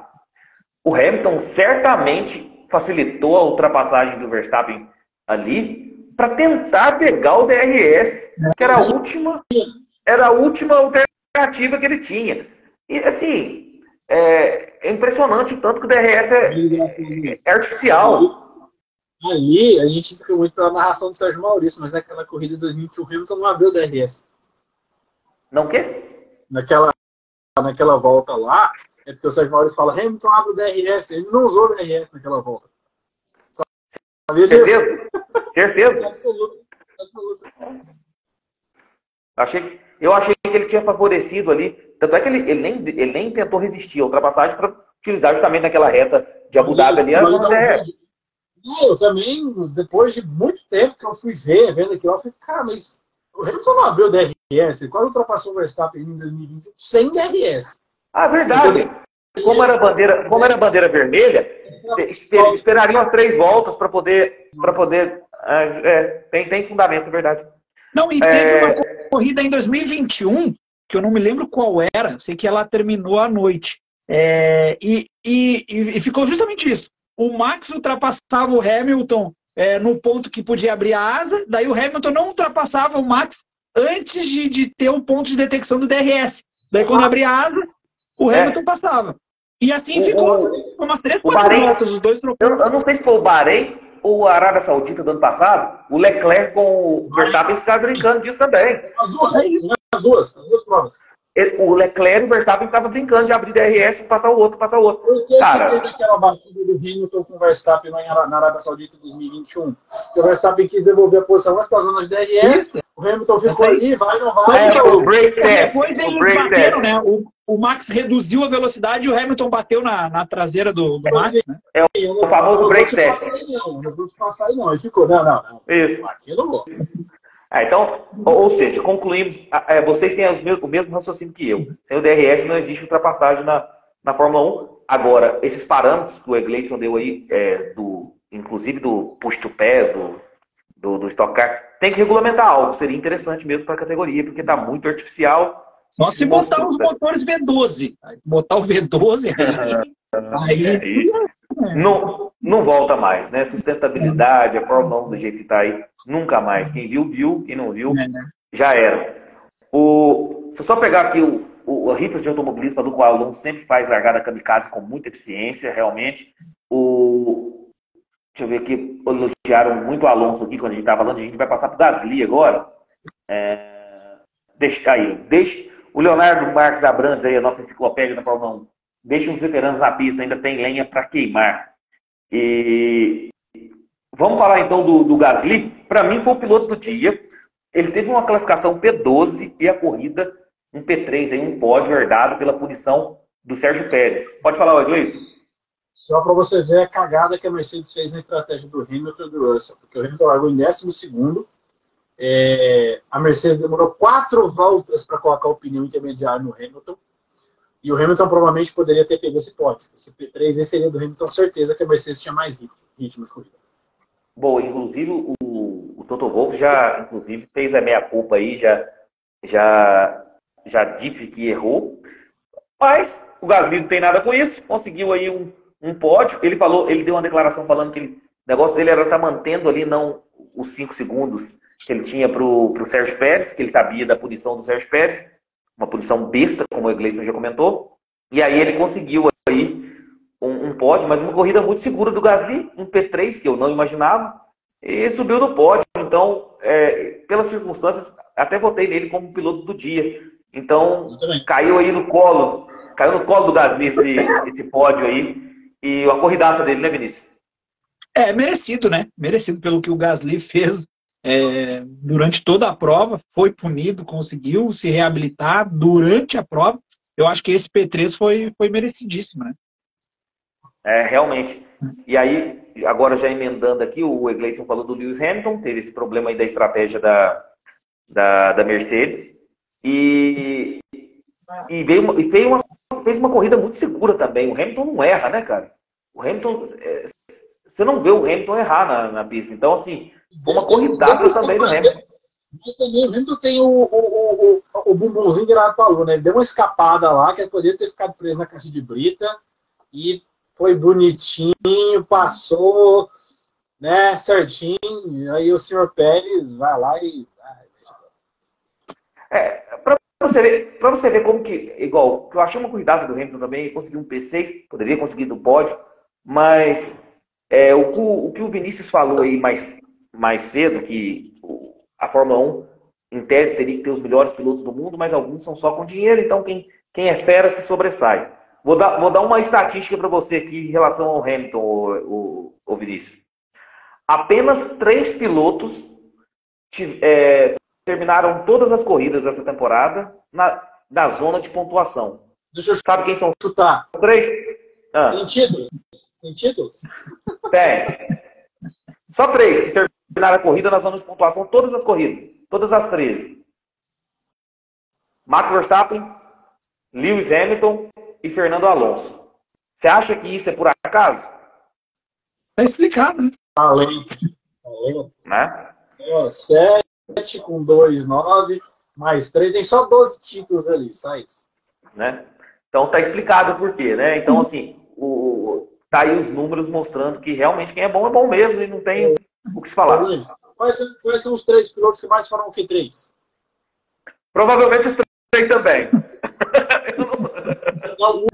O único foi o Alonso. O Alonso foi o Q3 em 13 oportunidades, todas. Foi o Max em 11 e o Hamilton em 11. Então tá explicado também. Até o Danilo pediu para eu falar aqui da Williams, então nós já estamos aqui agora partindo para Alexander Albon. Falar um pouquinho do Logan Sargent também, que teve a sua corrida interrompida aí por um erro dele também, mas 2 Williams no Q3. E o Logan Sargent poderia ter pontuado também se não tivesse o erro lá e abandonado a corrida. O Albon, na classificação, conseguiu um P4 surpreendente, sendo que no Q1 ele ficou com o primeiro tempo. Frente do Pérez? Frente do Pérez. E na corrida um P8 de Williams, cara. O Williams tem evoluído ou esses caras que estão fora da curva mesmo? Quem quer começar aí? A Williams tem evoluído. A Williams, depois de Silverstone, o carro melhorou muito. O novo chefe de equipe da Williams é um cara que era profissional da Mercedes, né? Era o James, né? James, que adorava chamar o Toto no rádio, engenheiro muito competente. E agora é chefe de equipe da Williams, então um cara gabaritado, trouxe uma mentalidade vencedora para o Williams.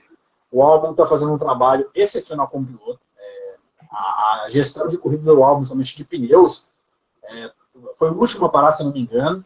E o carro tem evoluído, é bacana ver o Williams voltando. E em Monza, a Williams é o carro que mais anda de reta, até mais do que a Red Bull. E em Monza, a Williams pode dar trabalho, pode dar muito trabalho. Trabalho real mesmo, de talvez brigar por pole, algo assim. A Williams tem um carro aqui de reta, é um foguete monstruoso. Deixa eu mandar um abraço aqui pro meu amigo Marcelo Venturim, que entrou aí na nossa live aí. Era com ele que eu fazia as lives que eu falei para vocês. Ele era o host das lives aí, sabe muito também. Um abraço, Marcelo. E tem que participar de uma resenha com a gente aí.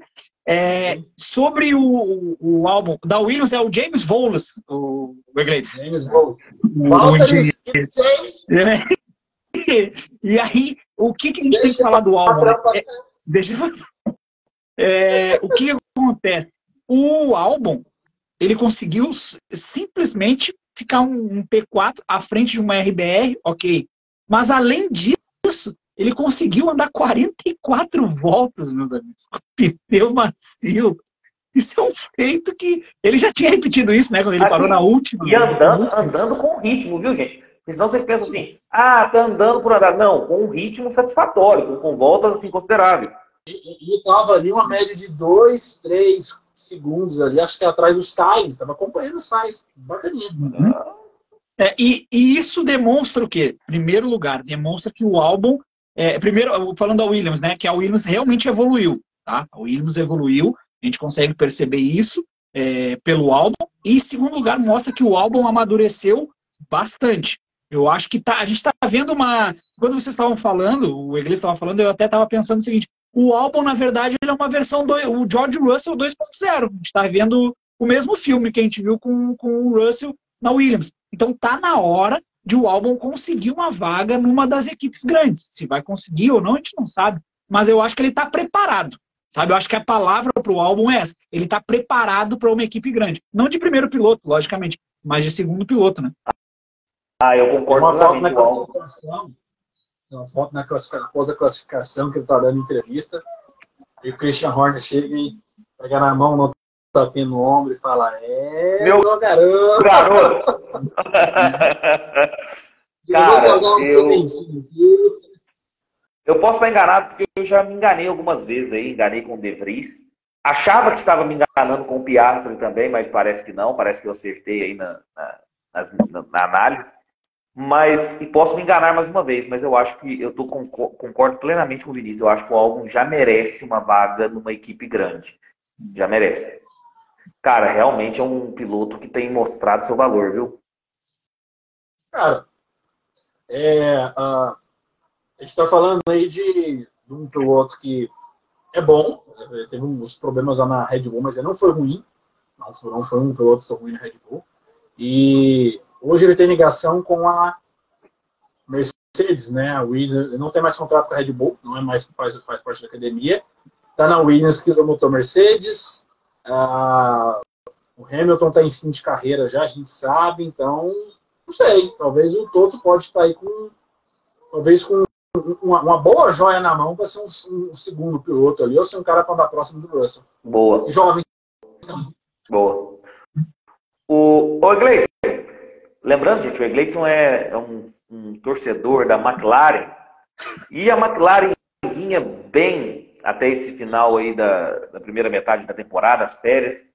Nesse final de semana, a McLaren decepcionou, cara, com as estratégias?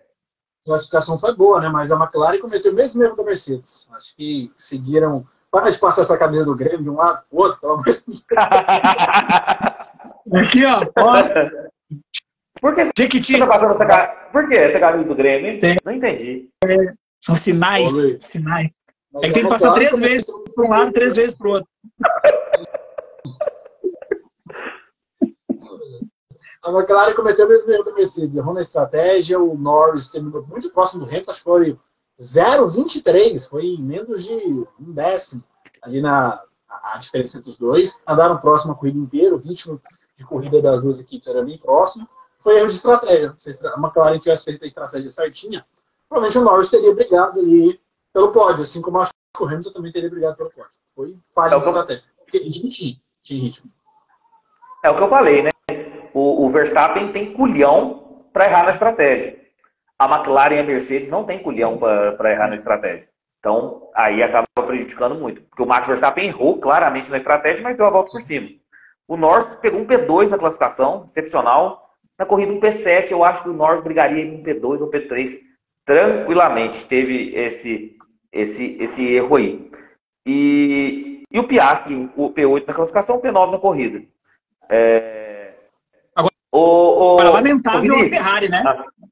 Justamente, Vinícius, você acertou aqui minha pauta, cara. Nós estamos aqui no caso de equipe de Fórmula 1, não de circo. Deixa a Ferrari pra lá. Aqui, o Vinícius acertou minha pauta, porque eu fiz aqui. Eu falei, vou falar da McLaren com o Egleison, já puxo o próximo assunto, que são as Ferraris de Charles Leclerc e Carlos Sainz, para o Vinícius começar fazendo as ponderações aí. Na verdade, acho que o Sainz rodou no TL2, o Leclerc bateu num treino livre também, rodou no Q3, teve um toque na corrida, asa variada, depois teve que abandonar. Tiveram, cara, não sei se vocês lembram, uma atrapalhada ali na primeira volta com o Leclerc. os mecânicos estavam procurando os pneus intermediários para poder colocar no carro do Charles Leclerc. Pode falar, Vinícius, aí da Ferrari.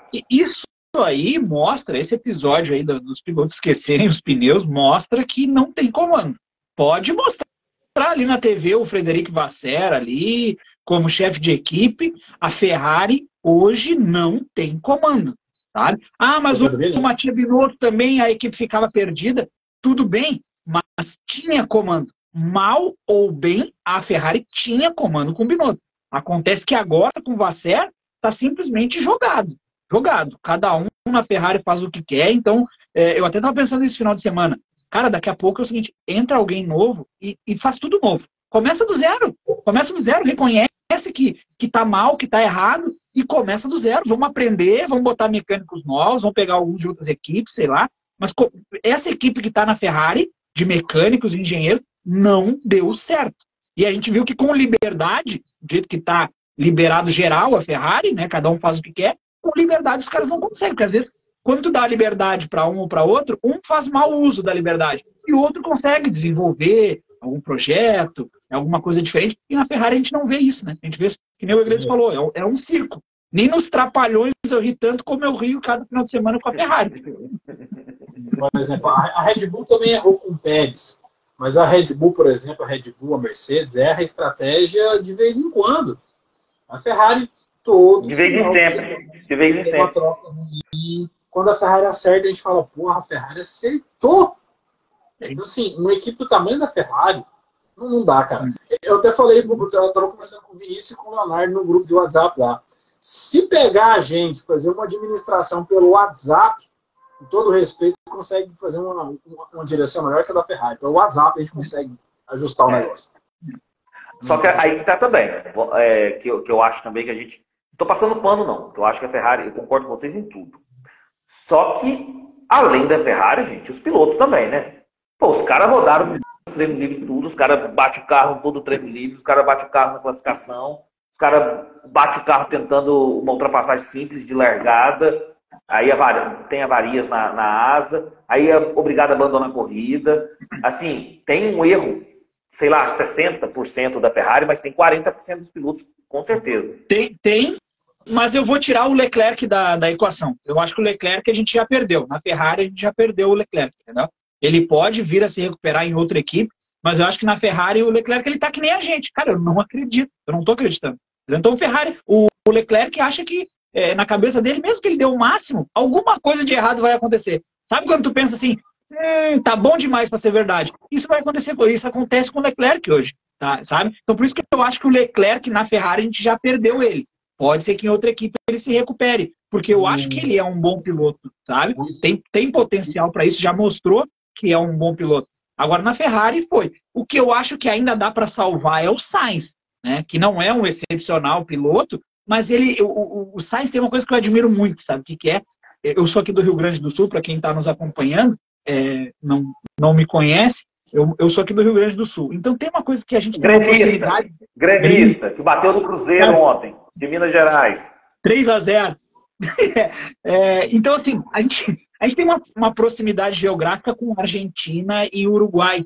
E a gente tem uma coisa que é muito evidente nesses castelhanos, que é a raça, sabe? O sangue latino, ele parece que ferve mais justamente nos países de língua espanhola, como é o Uruguai, como é a Espanha, como é a Argentina. Então, o Sainz é uma coisa que eu admiro muito, que é essa raça, sabe?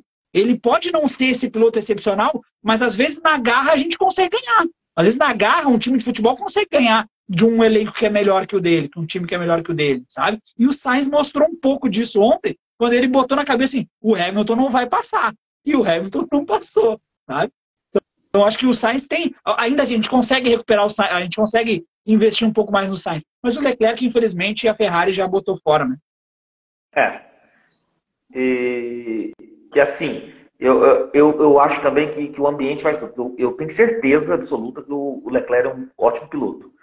Só que aí você acho que vai desestimulando, entendeu? Você vai para a equipe, o cara já vai sem vontade nenhuma, porque se a equipe não erra na estratégia, se o carro não responde, a equipe erra, e aí o cara vai ficando nervoso, ele tenta extrair o máximo do carro, e acaba errando também. Vocês lembram as últimas corridas do Vettel na Ferrari, tinha vez que faltava 5 minutos para acabar o Q1, o Vettel estava eliminado e ele não saía para dar uma volta. Parece que o pessoal da Ferrari tinha roubado a alma do cara, o cara parecia um zumbi. O Leclerc tá indo pro mesmo caminho. Você olha para ele, ó, uma expressão assim, ó, sempre de assustado, ele chega no autódromo descabelado, sei lá. Então, isso sabe o que me parece? Que hoje não tem uma figura. O Vasser entrou com esse status, né? O homem, tem o filme, né? O Homem da Máscara de Ferro. Ele seria o homem das mãos de ferro, o Vasser, que agora ele ia botar ordem na Ferrari. Não aconteceu. Não, falaram que o problema era o Binotto, né?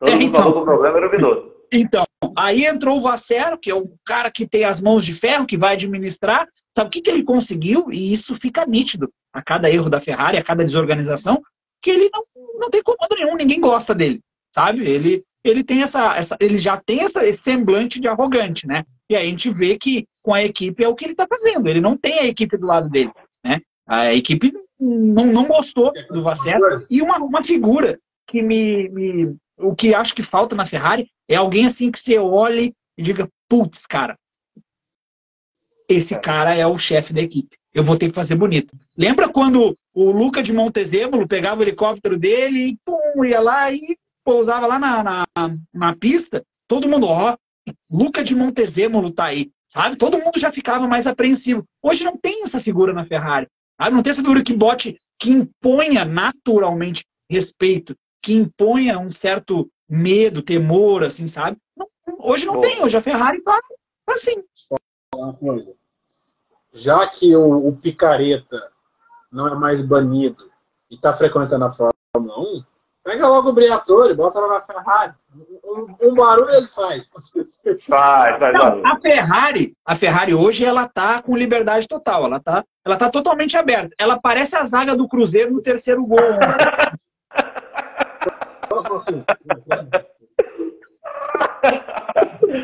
Ai, meu Deus, aí sim. Eu falei para ele no WhatsApp hoje, lá no nosso grupo, que o Cruzeiro parecia o Sérgio Pérez e o Grêmio parecia o Max Verstappen. Então, realmente, eu estou bem triste aqui, de ressaca pelo Cruzeiro, aqui em Minas. E engraçado, Vinícius, aqui no sul de Minas, onde eu moro, tá muito frio. Aí eu imagino que deve estar gelando, né? Aqui hoje amanheceu 3 graus, tá? Hoje fizeram 3 graus. Agora, enquanto eu estou falando com vocês, está exatamente 6 graus. E diminuindo a temperatura. O Cid falou, um Ross Brown daria um jeito nessa Ferrari. Isso aí. Deixa eu passar a classificação aqui rapidinho dos 10 primeiros. Max Verstappen, venceu, já falamos. Segundo lugar, Fernando Alonso. Terceiro, Pierre Gasly. Quarto, Sérgio Pérez. Quinto, Carlos Sainz. Sexto, Lewis Hamilton. Sétimo, Lando Norris. Oitavo, Alexander Albon. Nono, Oscar Piastri. Décimo, o Esteban Ocon. E nós tivemos aí abandonos. O Diogo Anil, Charles Leclerc, Logan Sargent. E punições nós tivemos Logan Sargent 10 segundos no início da corrida, Gasly 5 segundos, Pérez 5 segundos, Magnussen 5 segundos e Tsunoda 5 segundos. Piloto do dia, Fernando Alonso. Volta mais rápida, que é o pontinho extra aí, Fernando Alonso também com a volta de 1:13.837. Classificação do campeonato de pilotos. Max Verstappen, praticamente campeão, 339 pontos. Deixa eu ver se está correta aqui mesmo a classificação. Tá, não tá? Não tá a antiga, não. 339 mesmo, né? Me fala se eu estiver errado. Segundo lugar, Sérgio Pérez, 201. Terceiro lugar, Fernando Alonso, 168 pontos. Quarto lugar, Lewis Hamilton, 156 pontos. Quinto lugar, Carlos Sainz, 102 pontos. Sexto lugar, empatado, Charles Leclerc e George Russell, cada um com 99 pontos. Oitavo lugar, Lando Norris, 75 pontos. Nono lugar, Lance Stroll, 47 pontos. Décimo lugar, Pierre Gasly, 37 pontos. Classificação do campeonato de construtores.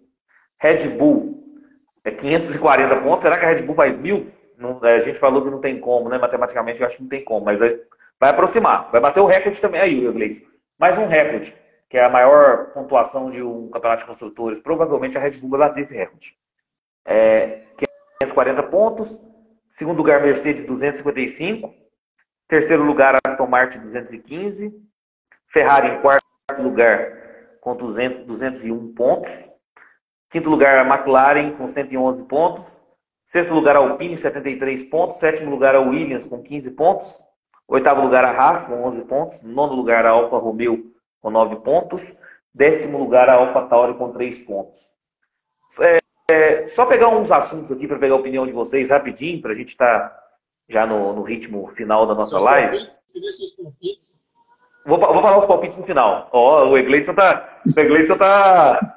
Não, vou falar os palpites então de uma vez. Deixa eu voltar aqui para os palpites, só porque o Egleison pediu. Meus palpites eu falei que seria uma pole do Verstappen. É fácil, acertei. Vitória do Verstappen, acertei. Coloquei um segundo lugar para o Sérgio Pérez. Eu acredito no Sérgio Pérez, do Vinícius. Eu acredito. Não, tem que Por isso tem que tomar 3-0, cara. Eu coloquei um segundo lugar para o Sérgio Pérez. Errei. Terceiro lugar, coloquei o Hamilton. Cara, que eu tava na cabeça, né? E a volta mais rápida, Max Verstappen. Então só acertei pole e vitória, que é o mais fácil, né? Só apostar no Max Verstappen em todas as corridas aí até o final do ano. Agora, deixa eu pegar uma opinião de vocês rapidinho em alguns assuntos aí. E esse contrato do Hamilton à Mercedes? Você que é antenado, Egleison, posta conteúdo todo dia. O que falta para acontecer essa renovação de contrato aí? Então, onde eu sei de informações, já está acertado o tempo, serão 2 anos de contrato, Mercedes e o Hamilton. Uma possibilidade de estender para mais um, caso ele ficar para 2026. 50 milhões de libras por ano, né? É quase a mesma coisa que o Max ganha, um trocadinho bacana. O problema está que é o seguinte, a Mercedes sabe que o Hamilton está ficando velho, e o tempo dele na Fórmula 1 está acabando. E ele é a figura midiática que mais dá retorno financeiro para a Fórmula 1. É o garoto propaganda.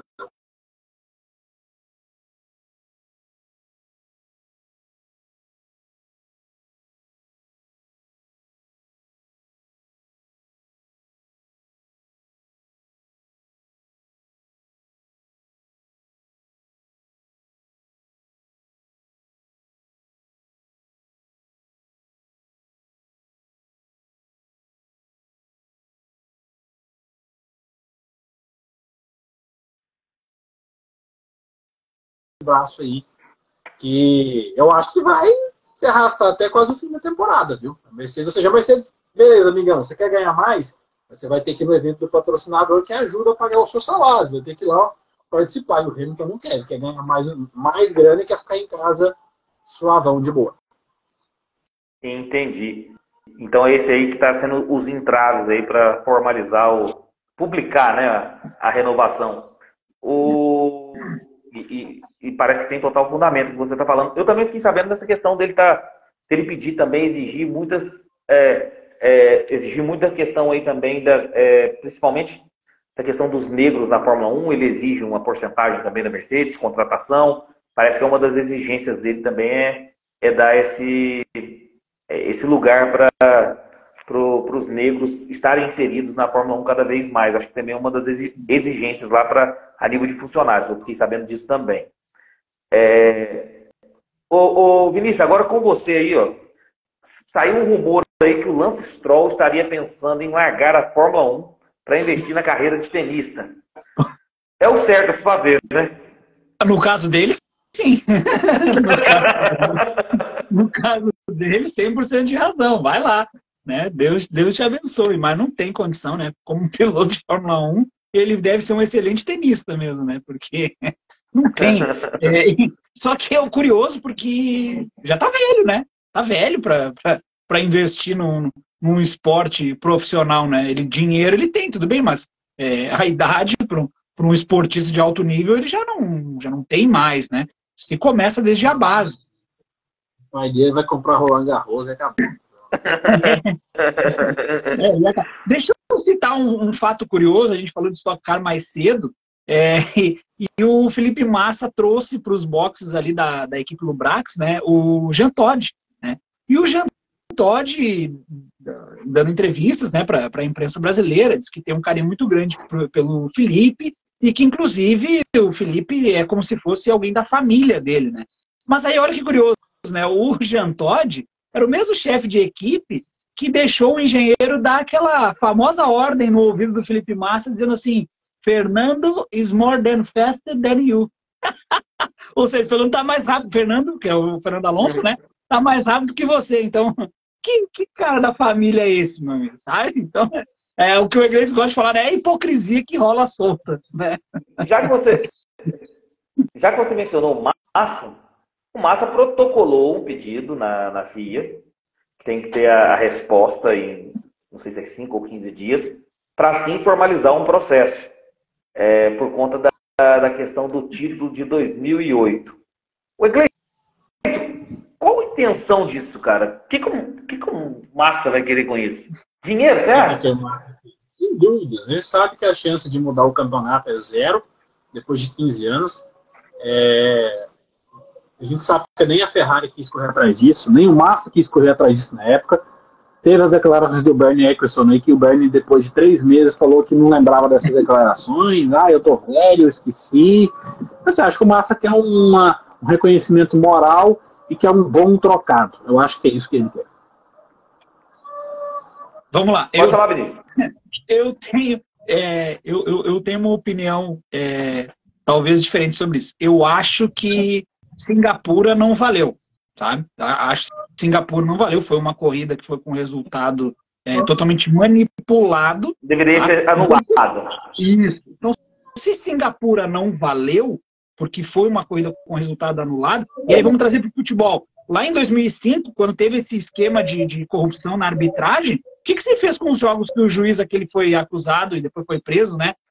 De corrupção? O que se fez com aqueles jogos? Cancelou o jogo. Faz de novo.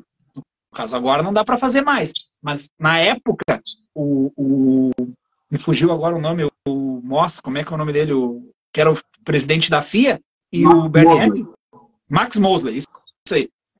Ambos sabiam dessa trama, tá? Uma coisa é a gente saber agora. Nós, tu, Luiz, o Iglesias, o pessoal que nos acompanha, ficou sabendo agora, questão de 3 meses atrás, que tanto Bernie Ecclestone quanto o Max Mosley sabiam dessa manipulação de Singapura. O GP Brasil, que seria a última corrida de 2008. E nada fizeram. Então, isso é um ponto, sabe? Então, beleza. Que o Massa busque... Aí entra, o Iglesias fala muito bem disso, né? Que houveram vários erros durante o ano do Massa. Ele errou, ele rodou várias vezes, sabe? Nada disso eu tiro o crédito da informação. Tá certo, tá 100% certo. Só que isso é uma coisa. Ele não merecia ganhar o título? Talvez não. Mas Singapura não valeu. Então isso é uma questão que eu acho que o certo é o certo, sabe? Vamos trazer para 2021 agora, tá? Teve toda aquela crise com o Michael Masi, porque ele supostamente teria favorecido o Max e tal, etc. Até hoje nós não temos nada concreto de que o Michael Masi... Mas deixa eu te perguntar, então, o que seria a solução, no seu ponto de vista? 2 campeões, anular o campeonato e o Massa ser o verdadeiro campeão de 2008 e o Hamilton passaria a ter 6 títulos? O que seria a solução, na sua opinião? Eu concordo com o Iglesias, tá? Por mais que eu acho que é legítima a ação do Massa, eu concordo plenamente com o Iglesias que não vai surtir em nada. Eu acho que não vai se tirar o título do Hamilton. Eu tenho certeza que não vai se tirar o título do Hamilton e dar para o Massa. Só que eu acho que não é feio o Massa fazer isso, tá? Porque ele ficou sabendo de uma informação agora, que nem a gente, há 3 meses atrás, quando o Bernie Ecclestone falou que eles sabiam, tanto ele quanto o Max Mosley sabiam. Tá? Então eu não acho que...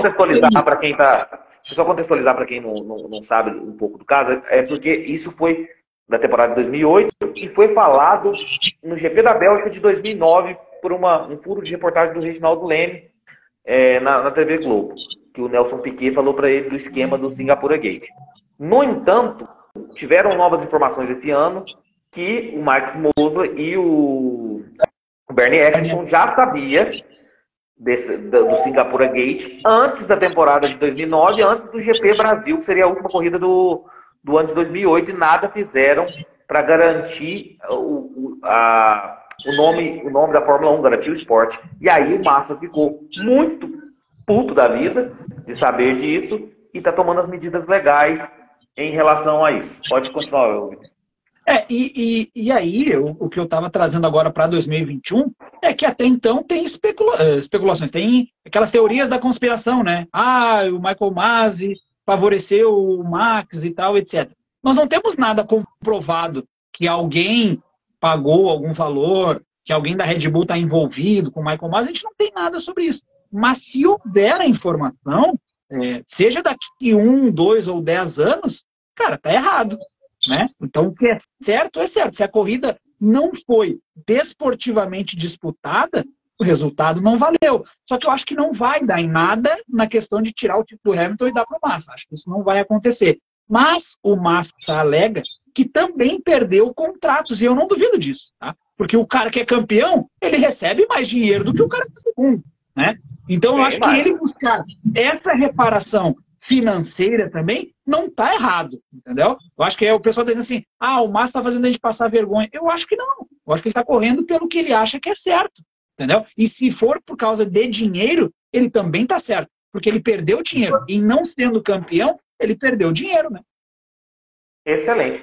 Acho que com o seu argumento aí, a gente pegou todas as nuances desse caso do Massa. Só para complementar uma coisa, só para fazer uma crítica para os fãs do Hamilton. Por mais que eu acho que o Hamilton foi muito mais merecedor do título de 2008 do que o Massa, isso é um fato, na minha opinião. O Hamilton foi mais piloto. Eu fico um pouco irritado com alguns fãs do Hamilton, deixa aquela ala mais xiita, que menospreza a questão do Massa, fica indignado com isso de 2008, e falam, mas o Hamilton não tem nada a ver com isso, mas adoram comentar sobre 2021, mas não usam o mesmo argumento para dizer, mas o Max não tem nada a ver com isso, mas o Hamilton, entendeu? Então, assim, vamos ser coerentes, né? O pau que bate em Chico, bate em francês. Exatamente. O Massa é um chorão, os fãs do Hamilton dele. O Massa é um chorão.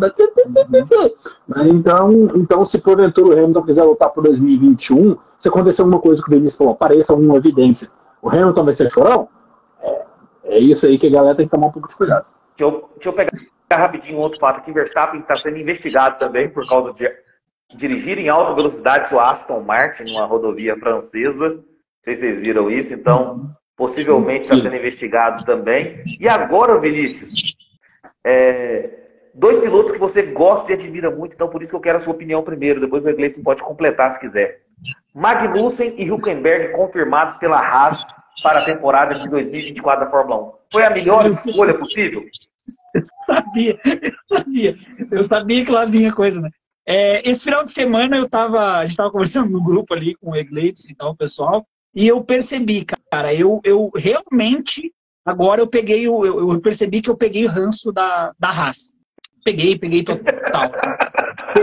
Peguei, assumido. Sabe quando o cara não quer assumir? Não, eu tô assumindo. Peguei ranço da Haas. Sabe por quê, o Luiz, o Egleitz, o pessoal que nos assiste aí, nos ouve também, cara, a Haas tinha tudo para fazer algo diferente, né? Eu apostei muito na Haas, sabe?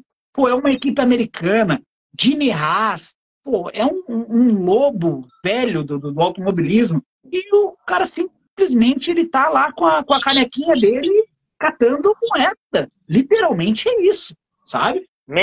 O cara tem o menor cockpit, o menor pit wall do grid, com 3 mecânicos. Isso é inadmissível pro glamour da Fórmula 1, porque a Fórmula 1 exige, a principal categoria do automobilismo. Tu ter um puxadinho de estoque cara ali no meio, cara, isso é inadmissível, né? E aí tu tem 2 pilotos, como Kevin Magnussen e o Hülkenberg, o que eu digo sempre, né? É o falecimento do grid da Fórmula 1, né? Então, eu tenho até uma ideia que é assim, Luiz, já que as equipes não querem abrir para uma 12ª, uma 11ª, 12ª outra equipe entrar, que se estabeleça, então, um critério de rebaixamento, né? A equipe que ficar em último no campeonato, ela sai fora por pelo menos 1 ano, tá? Ela pode voltar daqui 2 anos, mas por pelo menos 1 ano ela sai fora, dá lugar para uma nova equipe, e essa nova equipe que entra, ela tem essa, entre aspas, essa imunidade de 1 ano, né? Porque é injusto, a equipe entrou agora e daqui a pouco ela vai ficar em último e vai cair de novo, né? Então, por pelo menos 1 ano, a equipe tem essa estabilidade na Fórmula 1, e aí, se ela ficar em último, por exemplo, a equipe que é nova, cai a penúltima. E aí pode voltar. Se estabelece 3 equipes, sei lá, de de reserva, vamos dizer assim, e aí a gente tem essa disputa. Por que eu falo isso? Isso, essa rotatividade pelo esporte, tá? Porque a Haas, ela não está ali pelo esporte. Ela tá pouco se lixando, o Luiz, o Egleison, o pessoal que nos assiste, nos ouve, ela tá pouco se lixando se o Hülkenberg está em primeiro, se está em segundo, se está em 10º, se está em 20º. Ela quer saber o seguinte: quanto que eu ganho o Hülkenberg em primeiro? Tanto. Quanto que eu ganho o Hülkenberg em 10º? Tanto. Ela só está contando os euros, os dólares que ela pode ganhar com a colocação dos seus pilotos, né? Quem assistiu o Drive to Survive viu ali o Günther Steiner dizendo assim, ó, batemos ali e perdeu um bico, $120 mil. O Gene Haas no lado da linha, com ele e tal. Sabe? Então, o cara está contando as moedas. A Haas não condiz com o que é a Fórmula 1, sabe? Eu também tenho essa... Acho que Hülkenberg e Magnussen já deu, né, Gleison? Já deu. Sinceramente... Mas é aquilo, né? Trazem um trocado, não batem e ficam lá andando lá para conseguir uns pontinhos. Só para, antes de finalizar, esse final de semana teve um fato triste, né? 2 pilotos da Moto 1000 GP faleceram no acidente aí em Cascavel. Não é a primeira morte aí nessas categorias de moto no Brasil. 2 pilotos, o nome do é Érico Veríssimo e André Veríssimo, apesar do sobrenome, não eram parentes, 42 e 38 anos. E uma pena, né, infelizmente. E também o filho do Felipe Giafone, o Nicolas Giafone, foi campeão de uma categoria de base da Fórmula 1, que é o SF Juniors. Acho que é ali, equivalente à Fórmula 4, ali do seguir na Fórmula 1, foi campeão. Excelente, excelente. As informações aí, Gleison. Próximo GP já nesse final de semana, GP da Itália. E me parece, a princípio, com previsão de chuva também, que pode deixar a corrida interessante. Aqui no canal nós faremos também a prévia e a análise também. Já conto com a participação dos senhores. Para segunda-feira que vem a gente está aqui novamente falando aí das considerações do GP da Itália. Pessoal que estiver nos acompanhando no YouTube, deixa o like no vídeo, se inscreva no canal, ative o sininho para receber todas as notificações de vídeos novos. Quem estiver acompanhando no podcast aí, avalie o nosso conteúdo, vai lá dar 5 estrelas, dá aquela moral, ajude demais aqui o nosso projeto a seguir em frente. Vinícius, mais uma vez, satisfação gremista feliz que bateu o meu Cruzeiro. Em primeiro lugar, saudações tricolores, né? Depois desse final de semana feliz aí pra gente. Esse embate Grêmio e Cruzeiro. E mais uma vez é um prazer estar junto dessas duas feras aí, do Luiz e o Egleison, que sempre faz com que a gente aprenda um pouco mais a cada live. E sempre é muito bom trocar essa ideia com vocês aí, meus amigos. Muito obrigado, viu? Tamo junto. O Egleison, mais uma vez, brigadão aí, cara. Tamo junto. Tamo junto, essa semana que vem, abração, Vinícius, Luiz, e é isso aí. Muita interação também. Muito obrigado você que participou aqui na live com a gente também. Até semana que vem, se Deus quiser. Um abração, pessoal. Até mais.